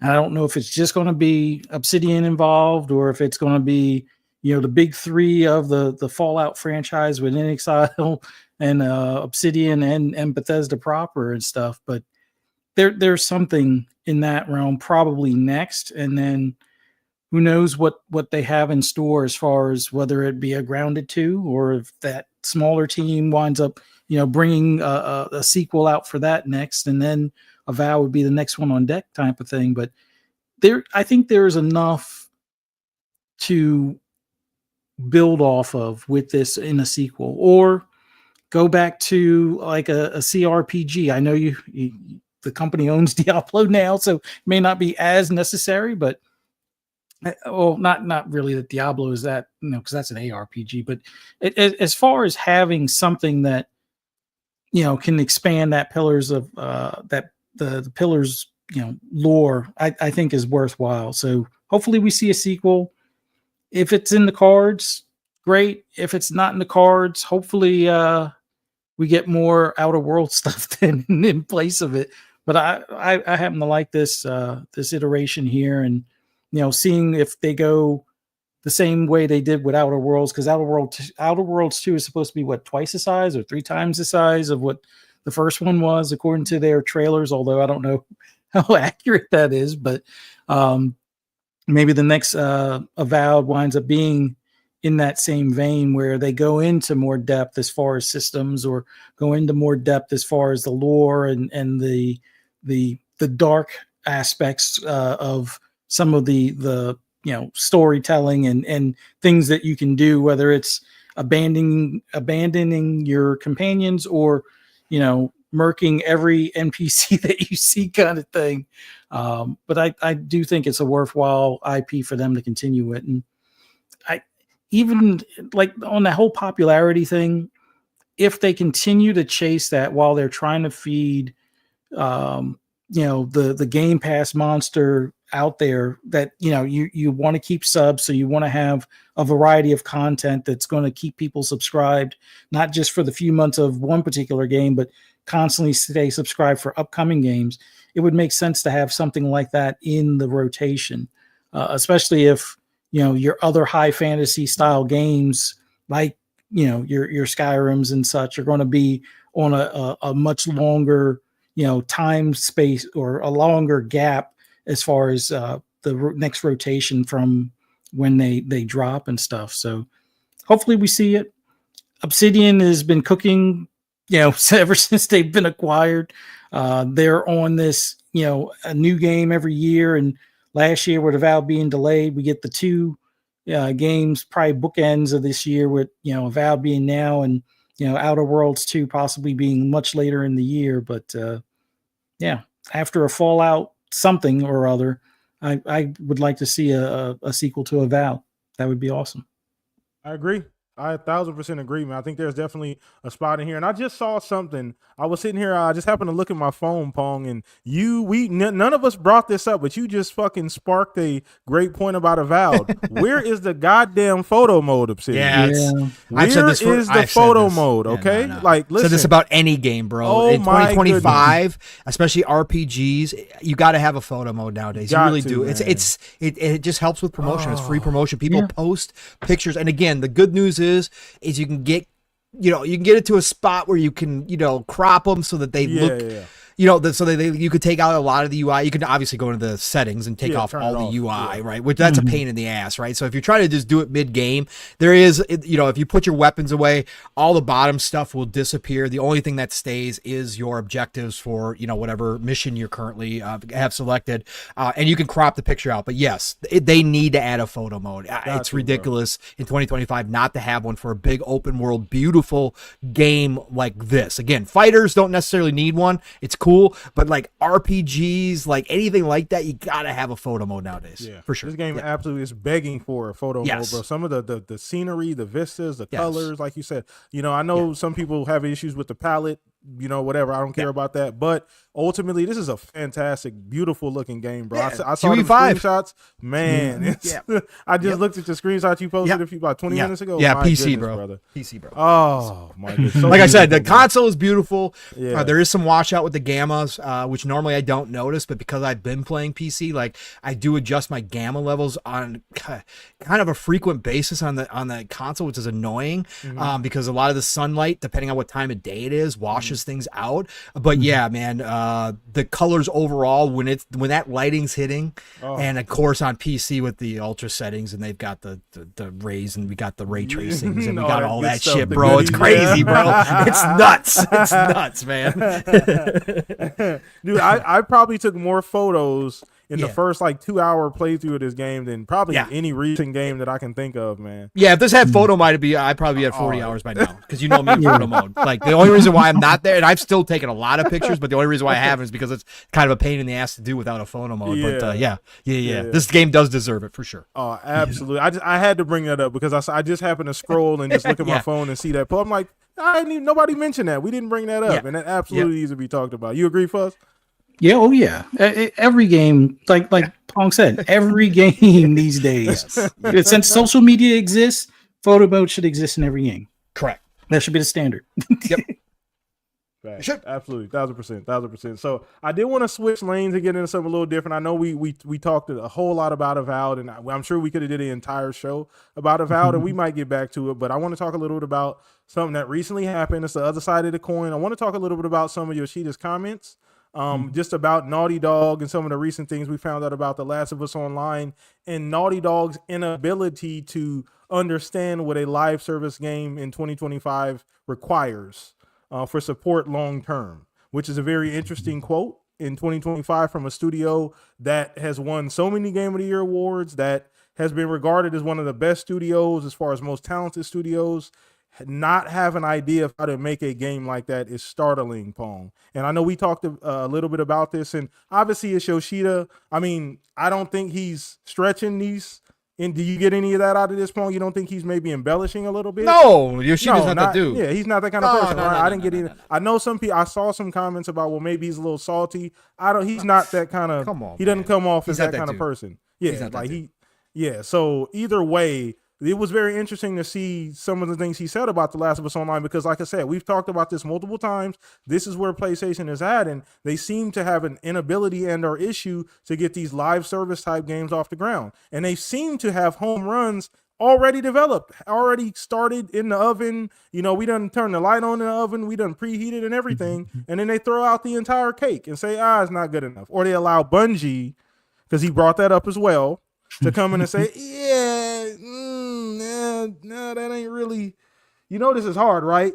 But he said he even clarified that Bungie never really said it was a bad game. They just explained what it was going to take. Yeah. Which was a little bit different than what was initially said, that Bungie came in and said, nah, that's not good. That ain't good enough. that ain't what they said. Which is we'll get into it. When we'll get into it, because like I said, Pone, we talked about this a little bit. I think the main thing for me, and Chad, you guys can get in on this too, is that it's 22. It's hard for me to believe a studio or dev as talented as Naughty Dog just didn't have an idea how difficult, or just any idea how difficult a live service game would be to make and support in a long term. Pong, I find that to be startling. I find it out to be mind blowing. Steele and I talked about it. I don't even know what to say, because I said, number one, that fact that you just said, that in 2025, that one of what people would consider, a lot of people would consider, one of the world's best studios in 2025. A studio that has done multiplayer in the past. They might not have done a games as a service, but they did do a multiplayer. They've done multiple multiplayers. They had Uncharted, they had Last of Us. Both of those games had multiplayer. That you're telling me in 2025, we are long past the point of games as a service being a new thing, that live service is a new thing. This is a well-established genre that is done over and over again to ad nauseum, right? That you're telling me that Naughty Dog and all the studios started working on this project that Jim put into place, because now, according to Shuhei, the shareholders were the ones kind of driving it in the first place, that they wanted to chase the golden goose. And Jim said, okay, we'll chase the golden goose, right? So Jim lined up this initiative, and you got all your heavy hitters on board with this initiative. And Naughty Dog goes and spends 3-4 years on a game, on a project, talent, money, time, gone. And they come to you, and you buy up Bungie, and you have Bungie come in and help you judge these games. And Bungie comes in and says, you know what, you got a good game here, but this is what it's going to take to go ahead and continue to make this game successful going forward as a live service game, a game as a service which you knew you were building. This is what it's going to take to have years of success.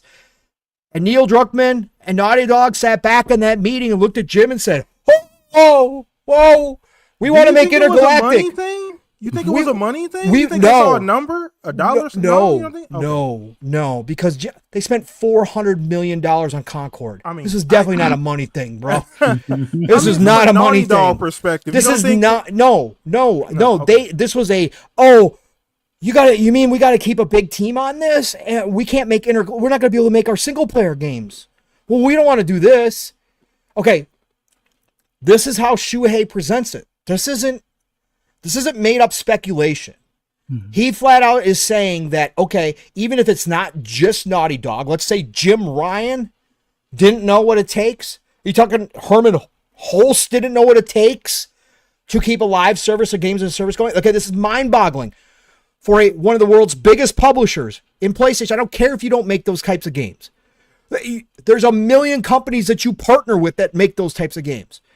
You've got to know what it takes. So anyways, that's number one. If that's true, that's mind-boggling. But number two, to me, PTK, that is doubly mind-boggling is, okay, let's say that's a real thing that they didn't understand. You just had your best team spend 3 to 4 years on this project with one of your biggest IPs. This isn't a brand new IP. One of your biggest IPs, a well-known IP. Again, all the advantages that you can gather in a live service space that is overcrowded, but you need, or your shareholders are telling you need to go into. You have spent all this time, money, and talent to create something that Bungie's telling you is pretty damn good. It's gonna take some effort to keep it going, but you got something here. You're telling me that after you got over the initial shock and awe that you were going to have a team create new content for this project and put more time and resources into this project because it is a games as a service live service for years to come, that after you got over your shock and awe, you as PlayStation with my 65 million console sales, look at my profits. We're record sales. We're doing great. We're doing fantastic. We're not broke. We are awesome. We're in a great position. You're telling me that Jim and Sony Corp, as one of the world's biggest game publishers at that point, didn't go, you know what, Neil? Okay, cool. You go grab your team, go make Intergalactic. Take this many people, start doing your new single player game. That's cool with us. You know, they probably already had it started working, but you go work on that. What we're going to do in the meantime is we're going to get factions finished up. We're going to get it out the door. While we're doing that, we are going to build you out another team to take care of factions. We are going to start hiring for this project, and we are going to make sure we have a team to take care of factions because we need this games as a service. We have been told we need this. Jim Ryan's out here publicly saying single-player games aren't sustainable under the current economic situation. We need live stream service games to supplement those single-player experiences. So this is one of our best bets we got. And we like what you did here. And we know that people are going to play this because of The Last of Us. So we're going to build you out another team that is going to take care of The Last of Us factions after we drop it, and they will continue to make DLC and they will continue to provide content for that game. You go make your single player game. Don't worry about it. Just let's get this factions out the door. You're telling me the world's biggest publisher, record profits, crazy, everything looking up, crazy. Need games as service, did not crazy. Commit to that. That to me is doubly wild. Doubly wild that you would not, knowing that you need this, or at least publicly saying that you need it, and your shareholders calling for it, that you would not invest in your best studio, your number one studio. Again, argue all you want. I really don't care between them and Insomniac. Again, it's a toss-up for me.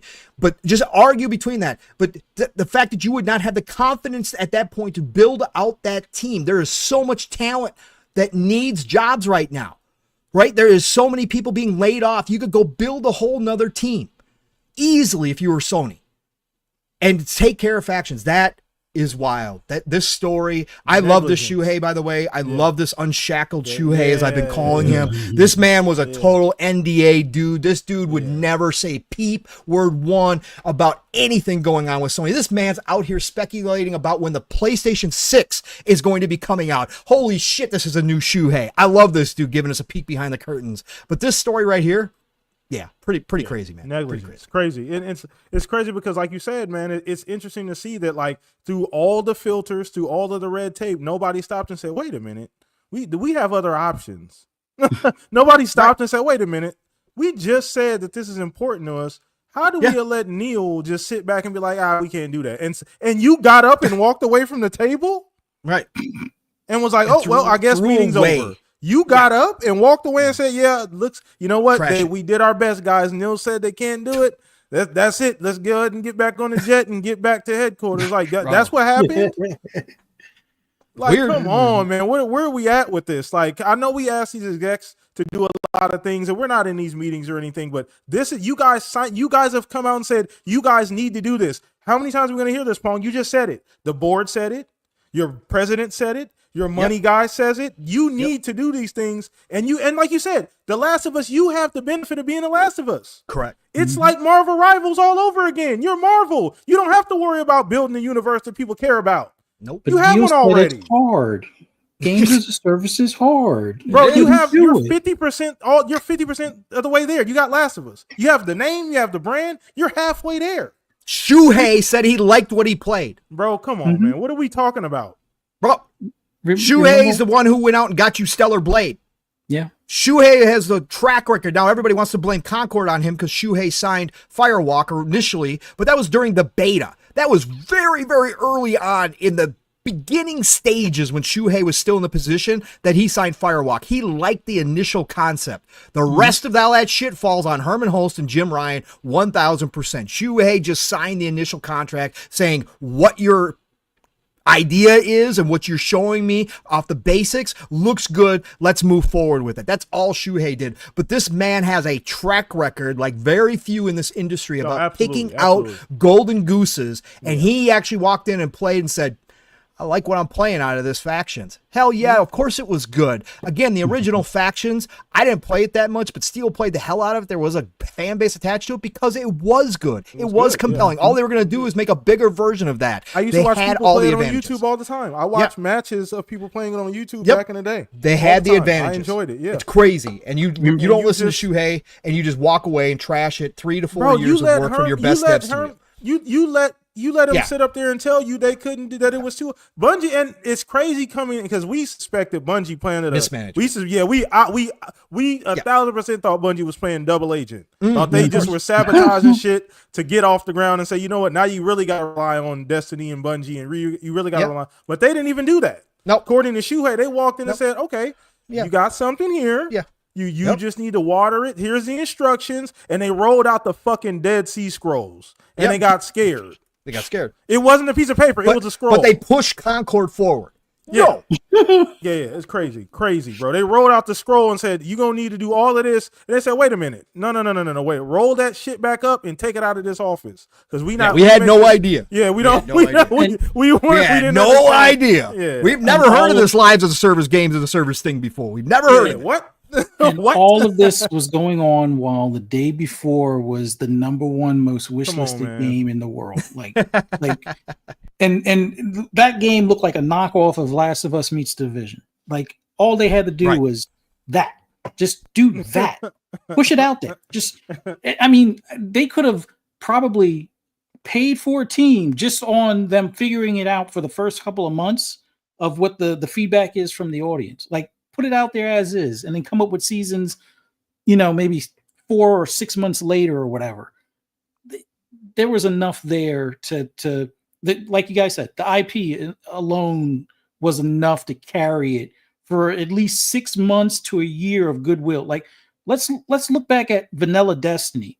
How much goodwill did they have before? What was it, the Witch Queen or something like that? Oh, it was about 13 months before that first big DLC hit, and people was like, here we go, because it was a desert. That first year of Destiny was a desert when it comes to content. There was nothing. So they would have had at least a year's time that they could have probably twiddled their thumbs to figure out what the audience really wants from that game that they're probably playing nonstop and can't keep enough copies on the shelf. Like Shuhei, I don't know. We all kind of secretly thought that he was the one that was pushed out of the spot for where Herman is. Thanks to Ryan. No, he's still lying. Never happened. Yeah. Of course, he's like, we knew they threw what's his name out the door and gave Shuhei a demotion. Like, people were saying that, and Team Blue were like, no, you don't know what you're talking about. It's like, do you not remember this was the guy that was like, this is how you share games? He was like one of the top people at PlayStation to go to indie. Indie is a step down from first party. I don't care how you look at it. It's always going to be a step down from your first party. Even if you only have one first party studio in hierarchy. Yeah. Indie, the person in charge of indie would be a step down, but absolutely. No, he didn't get demoted. No, that didn't happen. And then he's just making up stuff now. No, I don't know. We've thought that Sony was looking different and acting different, this entire generation so far. And now we're finding out some of the behind the scenes stuff thanks to Shuhei. And it's sad that people are going to accuse him of lying or badmouth him, as opposed to saying, you know what, why didn't we ask these same questions or look at these things back then? And what's with Sony now? Like, I'm not saying Sony is, at the end of their straw kind of thing, but it feels like a lot of that mismanagement that they always love to throw around with the Xbox name. Oh, mismanagement. They don't know how to take care of studios. We were saying that was going on with Sony, and it looked like, Bungie was on fire and all these other things were upside down or whatever. And come to find out they were. And I don't know. I always thought, like, I was one of those that thought, maybe Bungie was the double agent kind of thing. They were like, oh, that game looks too good. That might outdo Marathon. Let's sabotage it kind of thing. But if they told them was you need probably 100 people or however many people. Okay, let me just ask you, Fuzz, just backtrack here just a little bit, because this is fucking me up. Pong, Fuzz, I need both of you to clear this up for me. How do you look at that situation? Look at what's on the table, Pong and Fuzz. What you're telling everybody what you need to do publicly. You know this from the board on down. The numbers are saying it, and you're throwing your best chances out of the door. You're looking at the IPs, the games, the developers that you've relied on for your entire time being a gaming company, and you're not like taking their ideas seriously at all, or you're just allowing them to be like, nah, we can't do that. Like, how does that keep happening? You guys have to explain to me, like, that doesn't make any sense to me coming from a studio who does so well consistently in these areas. Like I said, I can't explain it. I can't explain it from Naughty Dog's standpoint. I can't explain it from Sony's standpoint.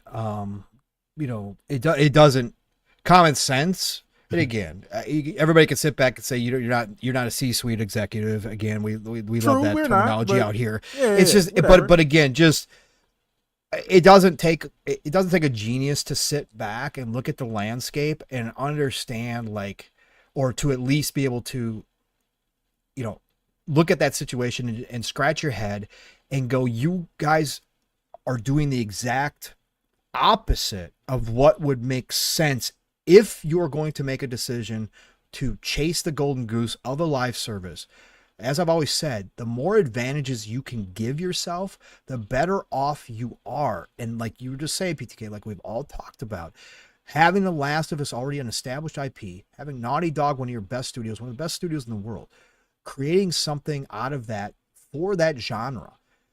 Like, you've stacked the deck in your favor already. Yeah. Sure, it's still a risk. It's still a risk, but you instead move forward with Concord for $400 million or $300 million or $200. I don't really care. After you get in the hundreds of $millions for Concord, I got to go. You're crazy that you would push forward that and think that was better than taking a chance at Naughty Dog, pushing factions out the door and seeing what you got, even if you've got to build out another team, even if there's a delay, maybe there's some delay in the content because you're not ready yet. Again, you've got so much goodwill with Naughty Dog and you've got so much goodwill with that IP that you could do that and the fans are going to stick it out. They're going to stick it the fuck out, man. They're going to.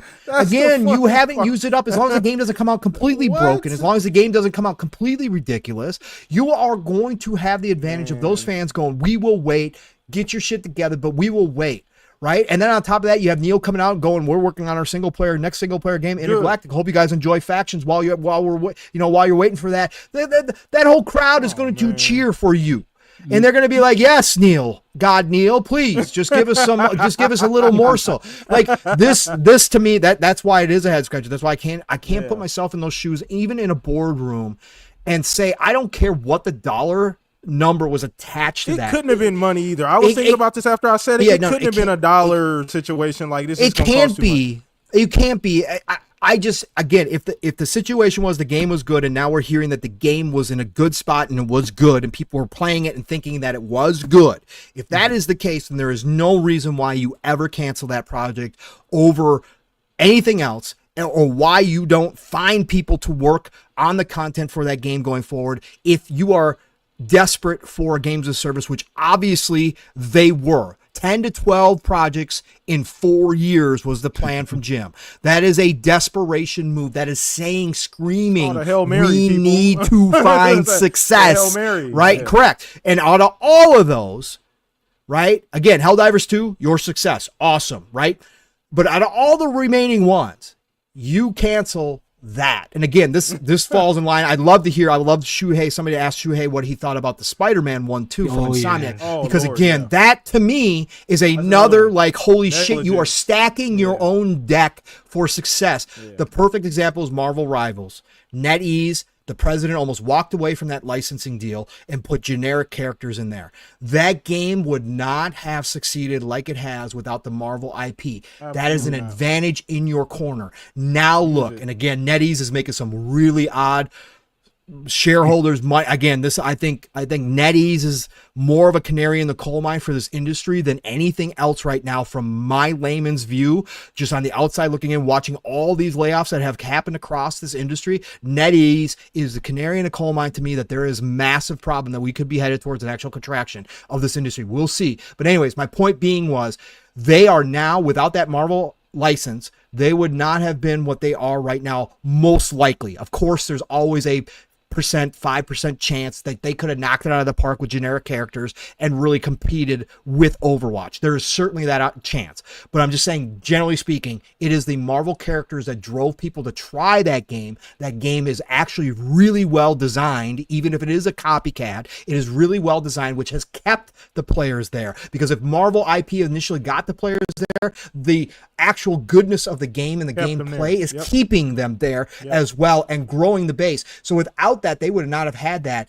But that Marvel IP stacked the deck for NetEase's actual, chances. And now look at them. They are dictating to Overwatch. Overwatch is now having to respond for the first time in a decade, which they haven't done. Right. They're putting in a third person mode for fucking God's sakes. I mean, again, this is what happens. So again, I just think from Sony's standpoint, looking at that, I don't know why they did this. I don't know why they gave up on this. It makes zero sense. I just hearing this when I saw this, I believe you posted it in the DMs. I'm pretty sure you're the one who did it, Pong, but I just blew my mind because we always talk about these decisions, and I don't know. Looking at Sony, like you said, you need to do this. Like at some point in time,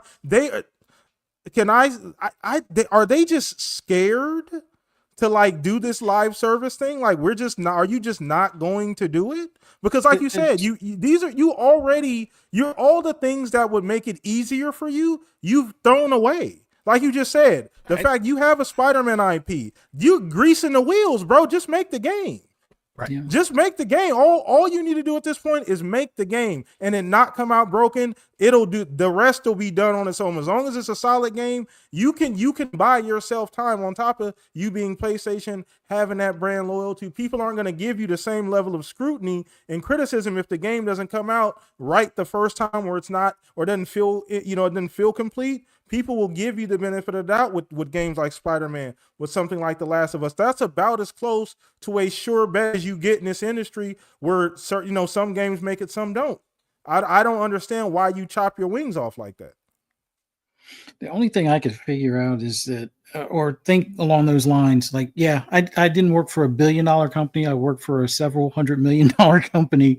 Wasn't C-suite, but not too far below. It's got to be they're afraid of losing that talent in Druckmann or something. But even then, what you do is you take the heavy work off his hands. It's like, we're not letting you go or whatever. We'll just, all right, go focus on Intergalactic, like you guys said. A matter of fact, what would make more financial sense instead of letting Firewalk continue with Concord. Yep. All right, we're going to take them and put them on make them a support. Yeah.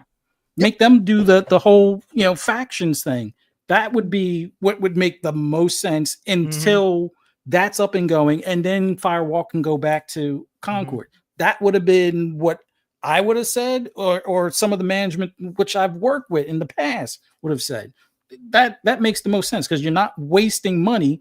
You just shelf something for one year, let's say, and you get the other, money sink project going to get some return on investment. That I don't know. They have to be gun shy. I mean, the sad part is Concord has probably made them more gun shy than what they were prior. Probably way more now. Yeah. So it is what it is. Now the whole initiative's gone. So you're absolutely that you can throw they burn that down to the ground with gasoline, like you said. Hiroki. Yeah, 90% of that whole initiative is in the trash at this point, Pong. Yeah, it is. Again, Fair Games has been delayed. That's still going to come out. Obviously, supposedly the Horizon weird Fortnite Battle Royale game is still in the works too, because Herman. But I mean, again, everything else has been, for the most part, thrown away as far as we are aware of. There's been so many cancellations. Again, I'd be nervous if I was Jade and her Fair Games team. I wonder if the delay is because they are making adjustments and maybe they changed that game during development because they realized that an extraction shooter in 2025 wasn't going to be the greatest shot at a winning formula, and maybe they're trying to change up the formula a little bit on that game. But yeah, I mean, they obviously weren't scared from the get-go. They bought two studios. Specifically to make games as a service. Well, so I can't say they were scared out the gate. That was reactionary, though. That was more right. But I got to say that they were. I mean, if they did have fears, they obviously were more scared about not getting into this genre than you're right. You know what I'm saying? You're right. There was now Yeah, I think again, Hiroki's made it quite clear that they're kind of done with this whole thing. They're going to try to find their money elsewhere. They're going to need to find their other revenue to supply, to support their single player games from somewhere else. And I think there's going to be changes dramatically to the dev cycle, and the way that they make their games. I think they're probably looking at that. And again, PC has been a nice little, as Shuhei put, print money for them, and it doesn't cost a whole lot. So I imagine we're going to see a whole lot more PC ports getting closer to day one. But yeah, it's wild, man. These stories are wild, bro. I can't wrap my head around it. Yeah. And this is the beauty of social media. This is when it works the way it's supposed to. We hear about this stuff, right? This is a good side of it, because we didn't get these stories in the past. We never heard about this stuff happening. We never knew why things happened or didn't happen. So it is kind of cool in this day and age that we can hear about this stuff first and foremost. But you're right, man. It's interesting to watch them kind of pivot. So I guess, now that done with those two specific topics, we'll take a few questions from the chat. Shout out to everybody watching live. You guys have been freaking amazing. And I wanted to I think a train came through earlier and I missed it. Sorry about that, BT. He gifted 5 memberships, Pong. I think we missed it way earlier. I missed it. I apologize for that, BT. Yeah. Nice. BT, the one and only BT Maverick, coming on through with a little easy 5 layup tonight over on the Shop Podcast. That's right. The Shoppers Hype Train just got a little bit fuller with a new car full of people aboard. So welcome aboard, all you crazies. And I hope you're enjoying the show. But thank you so much, BT Maverick, for the gifted subs. It's never expected, always appreciated. And choo-choo, motherfuckers. Choo-choo. Let's go. Let's get it. And then Psycho 2, shout out for the $2 super chat. Psycho said, did you know there's cooking in Avowed? Fuck you too, Psycho. I love you, brother. Like I told you, I said it to you. I would never admit that. I would have never admitted that publicly. Hey, listen, though, I'll take the arrows over the hill. I know I know how Xbox feels, because a lot of people's like, bro, I didn't know that either. I'm like, well, I feel good because I'm getting a little bit of that from what you're talking about too, Pong. But I'm also getting other people saying, oh, I didn't know that. So it worked out. It balances out because I'm not the only one apparently. And to be fair, a lot of other people was like, I'm 30 hours in and I didn't know that. So I'm not as far. So it's not as bad, Pong. That's why. Like I said, you got more. I would never say it publicly, man. Yeah, no, it's all good. I thought that was hilarious when you said that. It's like, no way. Yeah, no, it's all good. But we're going to take some questions from you guys, man. We had so much fun today on this show, and we're going to wrap it up soon. But we'll take a couple quick questions if you guys have them, man. I do have one other thing I wanted to talk about too, Pong, if we can go back to Avowed just a little bit here, just maybe one last thing. So I want to ask you and Fuzz, to pick one thing out of Avowed that it does really well, that stood out to you right away, what would that one thing be for each one of you guys?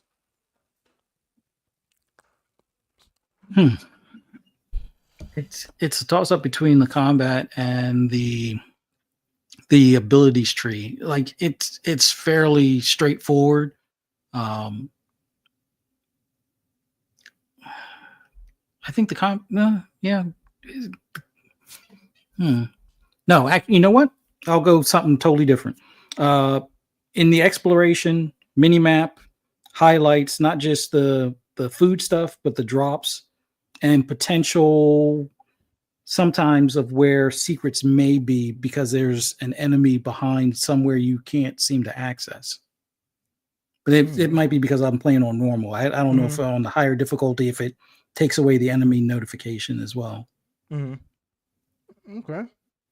Anything for you, Pong? What's the one thing in Avowed that you would point out and say this is one thing that's like a big highlight for you, a feature?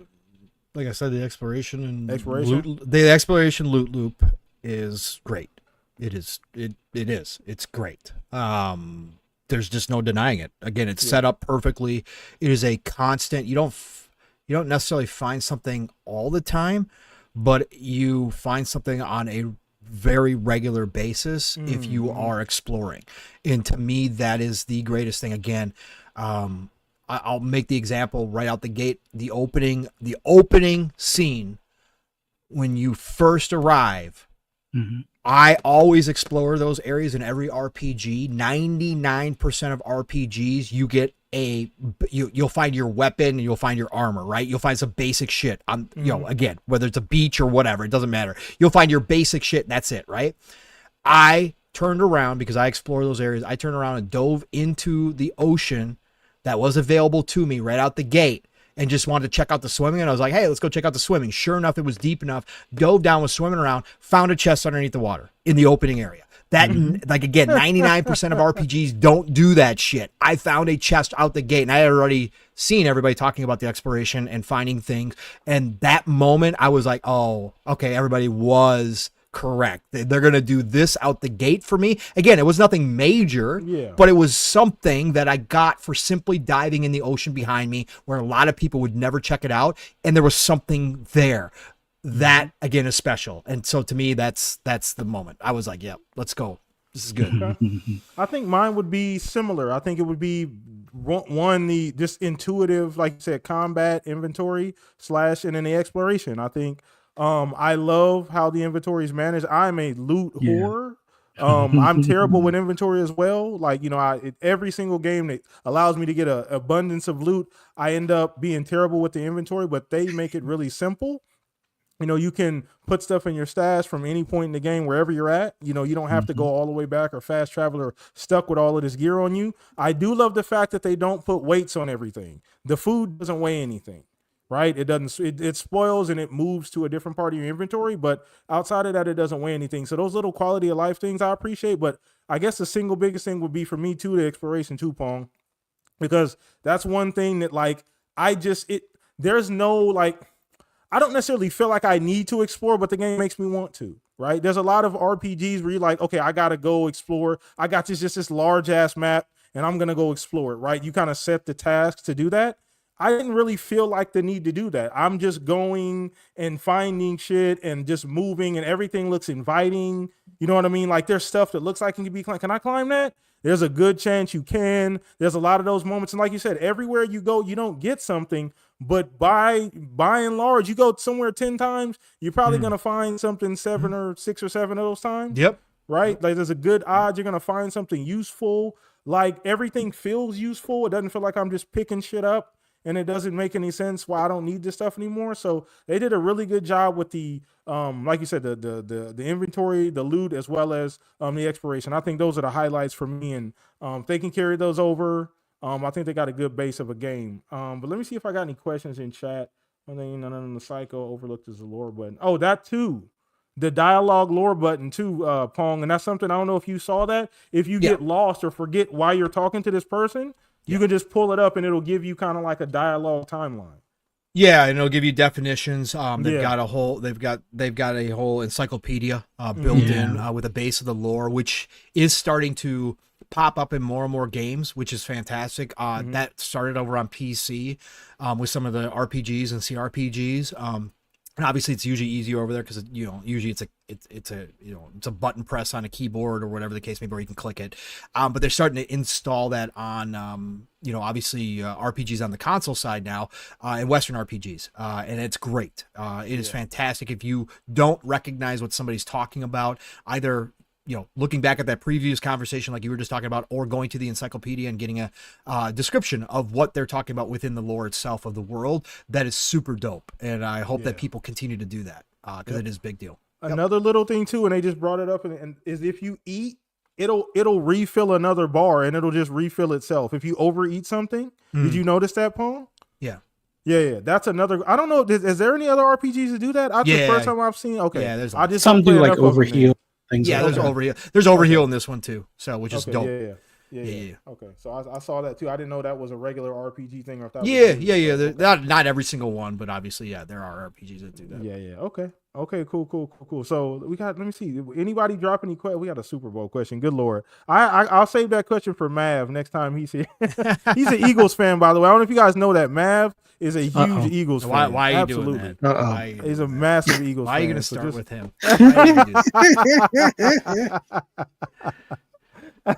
If he's here, he would agree. What are you talking about, Pong? Yeah, he would say himself. No, there would definitely not be an agreement here. You're right. You'd be in trouble, sir. You're right. There'd be a bunch of choice words being said. Yeah, right now, it would be. Nah, it's all good though. That's one place you don't go. You're right. Got to be careful. Caution tape on that subject. But no, either way, man, this has been a phenomenal show. And I guess we're going to just wrap it up on this note. It is now 5:00, but I appreciate all you guys for joining us, man. It has been a phenomenal show, man. More you guys here this week than last week. It seems like everybody's getting a notice that the show is on Sundays now instead of Saturdays. So I appreciate all of you guys, man. I will continue to put out more videos during the week. I got a bunch of free time now, so I'll be able to do that for you guys. But you guys are fucking awesome, man. Every single week, you guys come out, show up, and show out. I will let my panels mate here, go around and get their bars off. But Pong, another phenomenal show, brother. I was dying to talk about this one, obviously, because of the subject matter, but we rocked it again this week, brother. Yeah, man. Again, just a great time here always. And it is, really nice to get everybody back and getting used to the time and chat lighting up and everybody kind of rocking and rolling. And again, it's a perfect time for me. And it's great to get back in the swing with you and Fuzz and just talk about these topics. Because again, you guys have come with different perspectives too from, I talk a lot with Mav and I talk a lot with Steele each week and all that kind of stuff and get together with the fam on Friday nights. But it's always nice to get together here and you guys come with some different things and, love it. And of course, Avowed has been a big one. It's going to probably continue to be because I'm going to keep playing it. We do have Monster Hunter Wilds coming out next week, which is going to be interesting because I'm jumping into that day one. Next week, Steele and I actually might do a stream on Saturday instead of our regular show. So we will see how that goes.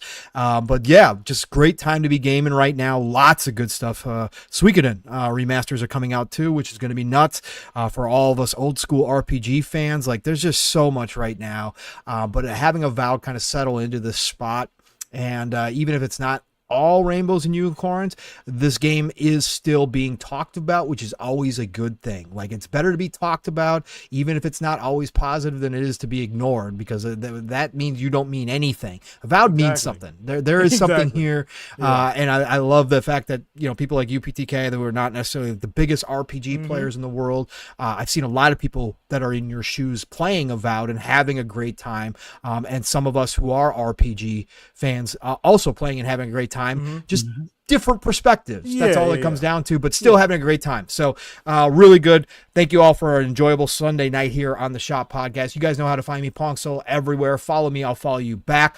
Next week, I always plug the man because he's done so much for the community, but Double Barrel Games, the channel. Boomstick is the man 5 days a week, but Xbox Factor Podcast on Tuesdays. Go check them out for all good things green, 12 p.m. Eastern, 11 o'clock Central Time. And of course, my week starts on Thursdays with the aforementioned Mav, Fun Speculation Network, PM in the PM, Pong and Mav in the PM, Thursday nights, 7 p.m. Eastern, 6 o'clock Central Time, although this week may more likely than not be a late start because it is month end for me, which is a big time. So but keep your eyes and ears open for that. But we will more than likely, unless something crazy happens, have a show on Thursday night. So be there for our show. And then, of course, Friday nights, we should be back this week for Xbox Ultimate. Again, where we never know how much of the family is going to get together on Friday nights, but the Fun Speculation family gets together, and we have lots of laughs, lots of good conversations, 9 p.m. Eastern, 8 o'clock Central Time on Xbox Ultimate. And then Saturday mornings, it's Living Split Screen. Split Screen is all one word, where myself, my brother from another Steel Rain, and I get down to business.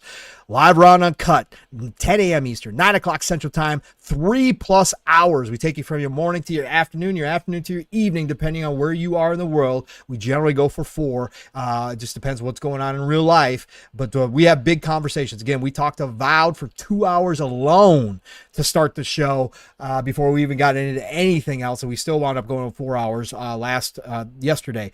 This week might be a Monster Hunter Wild stream instead. We have not decided, but you know how we go. We go live, and we have a great time, Steele and I, just playing games too. So, because that's what we all are, first, gamers. But anyways, everybody, it is the golden age of gaming. It truly, truly is. So please, whatever you're playing, play what you love what you play, and I'm going to talk to you all real soon. Get us out of here, PTK. Appreciate you, Pong. Appreciate you. And once again, go follow Pong. All of the information will be down in the description below, man. Another awesome week, Pong, man. And shout out to you. Shout out to Steel. I'll be making sure I'm tuning into all that Monster Hunter goodness.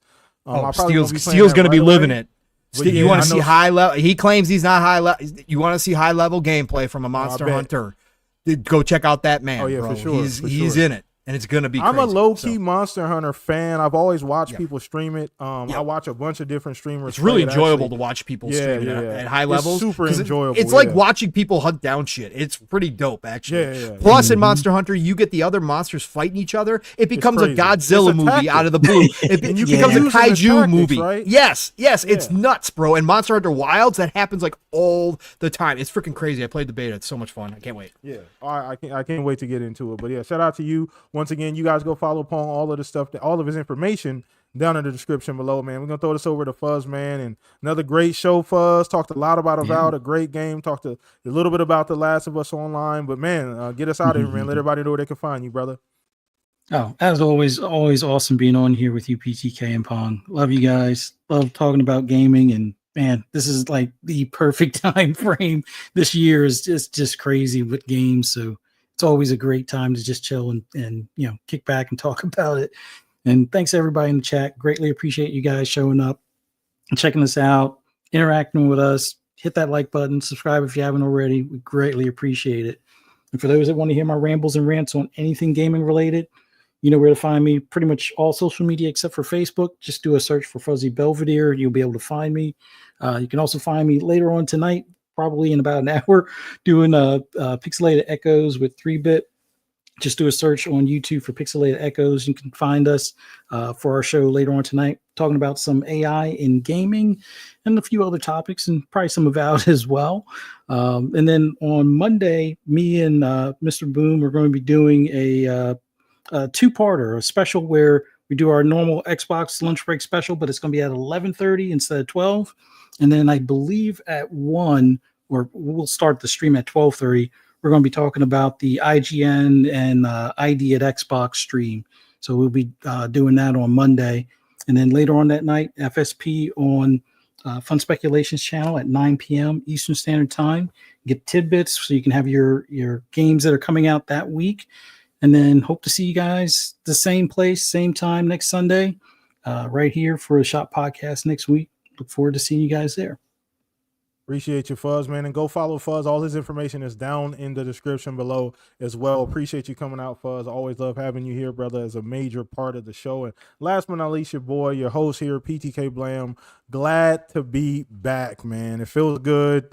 Second week in a row back. This is 2 weeks consecutive. It feels good to kind of get back into a rhythm here for the Shop Podcast and get you guys back to used to having a show on the weekend. So everybody that came out, everybody's going to watch on the replay. You guys are amazing. Appreciate the shout out on the new videos. The new video is doing amazing, man. One of the bigger videos I've done, good or bad. I know it hit a vein with some people, but I appreciate that as well. I appreciate every comment, all you guys support on the videos, all of that good stuff. I'm going to keep pumping these things out because you guys tend to like those in between videos. But we will be back next week, same time, same place. Shop Podcast Sundays, 3 p.m. AZ, 5 p.m. EST. But you guys enjoy your weekend, play some games, go have some fun, be safe. See you guys. We're out of here. Peace out. Later.